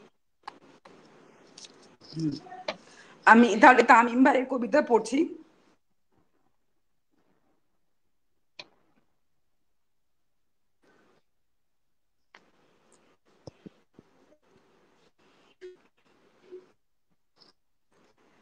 আমার বড্ড নাদুস নুদুস বড়ই গাছ আমাদের ছোটবেলায়, দুঃখিত একটা বড্ড নাদুস নুদুস বড়ই গাছ ছিল আমাদের ছোটবেলায়। দেখতাম অনেক বড়ই কুড়িয়েছি কত, গাছটা খুব প্রিয় ছিল, তাকে ভালোবাসতাম। বড় হতে গিয়ে দেখি একদিন এক ফাঁকে আর নেই। ওর হারিয়ে যাওয়া মেনে নিয়েছি, ভুলে গিয়েছি অনেক দিন তাকে, আর মনে পড়েনি। ছোট্টবেলার একটা ছোট্ট ময়না পাখি ছিল আমার, ঘুমের থেকেও বেশি প্রিয় ছিল। বড় হওয়ার আগেই একদিন দেখি না প্রায়, খুঁজে তাকেও আর কোথায় যেন হারিয়ে ফেলেছি। কিভাবে গেল পাখিটা, কার কাছে, কোনোদিন জানতেও চাইনি। পুরানো গিটারটা কোথায় জানি না, লাল সাইকেল, টুকটাক বেল বাজাতাম, গাড়ির মতো দেখতে জ্যামিতি বক্সটা খুব জেদ ধরে বাবার কাছে কিনে নিয়েছিলাম। আমার একটা ওয়াক সারাক্ষণ গান লাগিয়ে রাখতাম। নচিকাতা, অঞ্জন, এলআরবি, প্রমিথিউস, আমার ছিল সুমন। ওদেরকেও দেখি না কতদিন, বোধহয় হারিয়েও ফেলেছি। ওয়াকম্যানটার কথা বলতে পারি না, একে একে সব প্রিয় নিখোঁজ হয়েছে চিরতরে, হারিয়ে গেছে। কখনো কষ্ট পাইনি ওদের কথা ভেবে, মনেও পড়েনি। প্রিয় হারিয়ে গেলে কিছু মনে না থাক, অন্তত বলতে পারা তো যা উচিত। কখন কোথায় হারালাম, কিভাবে বা, কিছু মনে পড়ে না আমার। কখনো কষ্ট পাইনি ওদের কথা পেয়ে, মনেও পড়েনি। প্রিয় হারিয়ে গেলে কিছু মনে না থাক, অন্তত বলতে পারা তো উচিত। কখন কোথায় হারালাম, কিভাবে, কিন্তু কিচ্ছু মনে পড়ে না আমার। না গাছ, না পাখি, গিটার, গান, ওয়াকম্যান, কিছুই না, কিচ্ছু না। হঠাৎ জানতে ইচ্ছে হয়, ওরা কি জানতো ভালোবাসতাম কত, খুব প্রিয় ছিল। কারো বুকে জায়গা পেয়ে যদি সেখান থেকে হারিয়ে যেতে হয়, যে হারায় তার কি কষ্ট হয়, তুমুল কষ্ট। বিষয়টি জানতাম না হয়তো কোনোদিন, নিজের সাথে যদি না ঘটতো। আমিও কারো প্রিয় ছিলাম, ভালোবেসেছিলাম, হুট করেই দেখি একদিন হারিয়ে গেছি। যেখানে থাকার কথা সেখানে নেই আমি। এখন আমি বুঝি ছোট্টবেলায় হারিয়ে ফেলা প্রত্যেককে কতটা কষ্ট দিয়েছি, কি তুমুল কষ্ট, আমার পাওয়ার কষ্টের মতোই কষ্ট। এখন আমার কিচ্ছু ভাল লাগে না, না কবিতা, না কবিতা, না মানুষ। ইচ্ছে হয় আড়াল করি নিজেকে। মানুষের সৌন্দর্য দেখতে ইচ্ছে হয় কেবল, বুকের ভিতর যে মানুষটা থাকে তাকে ভালোবাসতাম, আগলে রাখতাম। জল চাইলে জল, ফুল চাইলে ফুল দিতাম, অন্ধ হয়েই কাছে রাখতাম। একদিন আচমকা ঘুম ভেঙে গেল, টের পাই মানুষের ভিতর মানুষ দেখতে পাচ্ছি, তাদের সাথে ফেলেছি 10 কদম, চমকে উঠলাম। দেখতে পাই সেই পর্যন্তই হয় ছিল, তাদের কেন চিনতে শিখলাম, বাড়ালাম। কি আশ্চর্য, প্রবাসা কোথাও নেই এমনকি আমার বুকেও। এখন আমি কষ্ট পাই, সকাল সূর্য দুপুর কষ্ট পাই, আলোর মাঝে কালো পাই, ছাড়া থাকি আমি।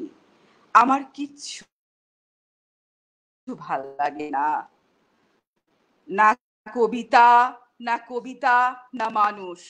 সত্যি করে ভালোবাসিনি, কেবল প্রিয়ই ছিল,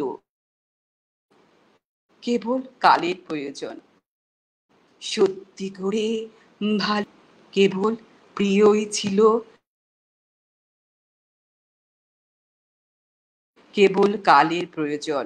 ভালোবাসলে প্রিয় হারায় না ওর মানুষ, তাদের হৃদয় দেখতে পাই নেই সেখানে, নেই কারো হৃদয়ে ভালোবাসা ছিল না কখনোই। অনেক ধন্যবাদ আপু, চমৎকার একটি আবৃত্তি তামিম ভাইয়ের কবিতার। অনেক ধন্যবাদ। সেই সাথে আপনাদের দুজনকে জানাচ্ছি অনেক কৃতজ্ঞতা আমাদের সাথে এতক্ষণ সময় দেবার জন্য, রোদ্দুরকে আলোকিত করার জন্য। সেই সাথে যারা আমাদের সাথে এতক্ষণ ছিলেন তাদের সবাইকে আন্তরিক ধন্যবাদ জানাচ্ছি রোদ্দুরের পক্ষ থেকে, এবং ঈদের শুভেচ্ছাও জানাচ্ছি সবাইকে। সবাই ভালো থাকবেন এবং রোদ্দুরের আয়োজনে সবাই সাথেই থাকবেন। অনেক ধন্যবাদ। আমি বিদায় নিচ্ছি ভাইয়া এবং আপু দুজনের কাছ থেকেই। আহ ভালোবাসা রোদ্দুর। ধন্যবাদ।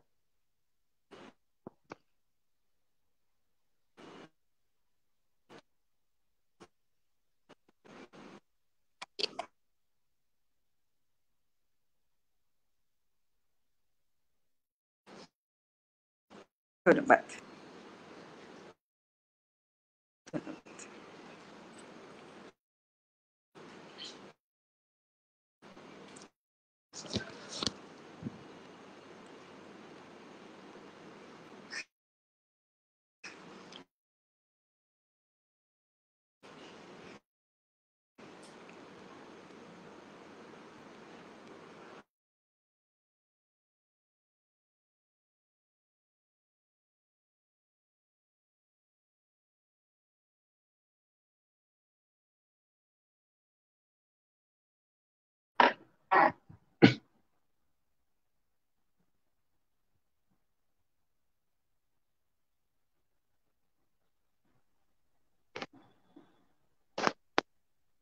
আমি অত্যন্ত দুঃখের সাথে জানাচ্ছি, মনে হচ্ছে কানেকশন ডিসকানেক্ট হয়ে গেছে।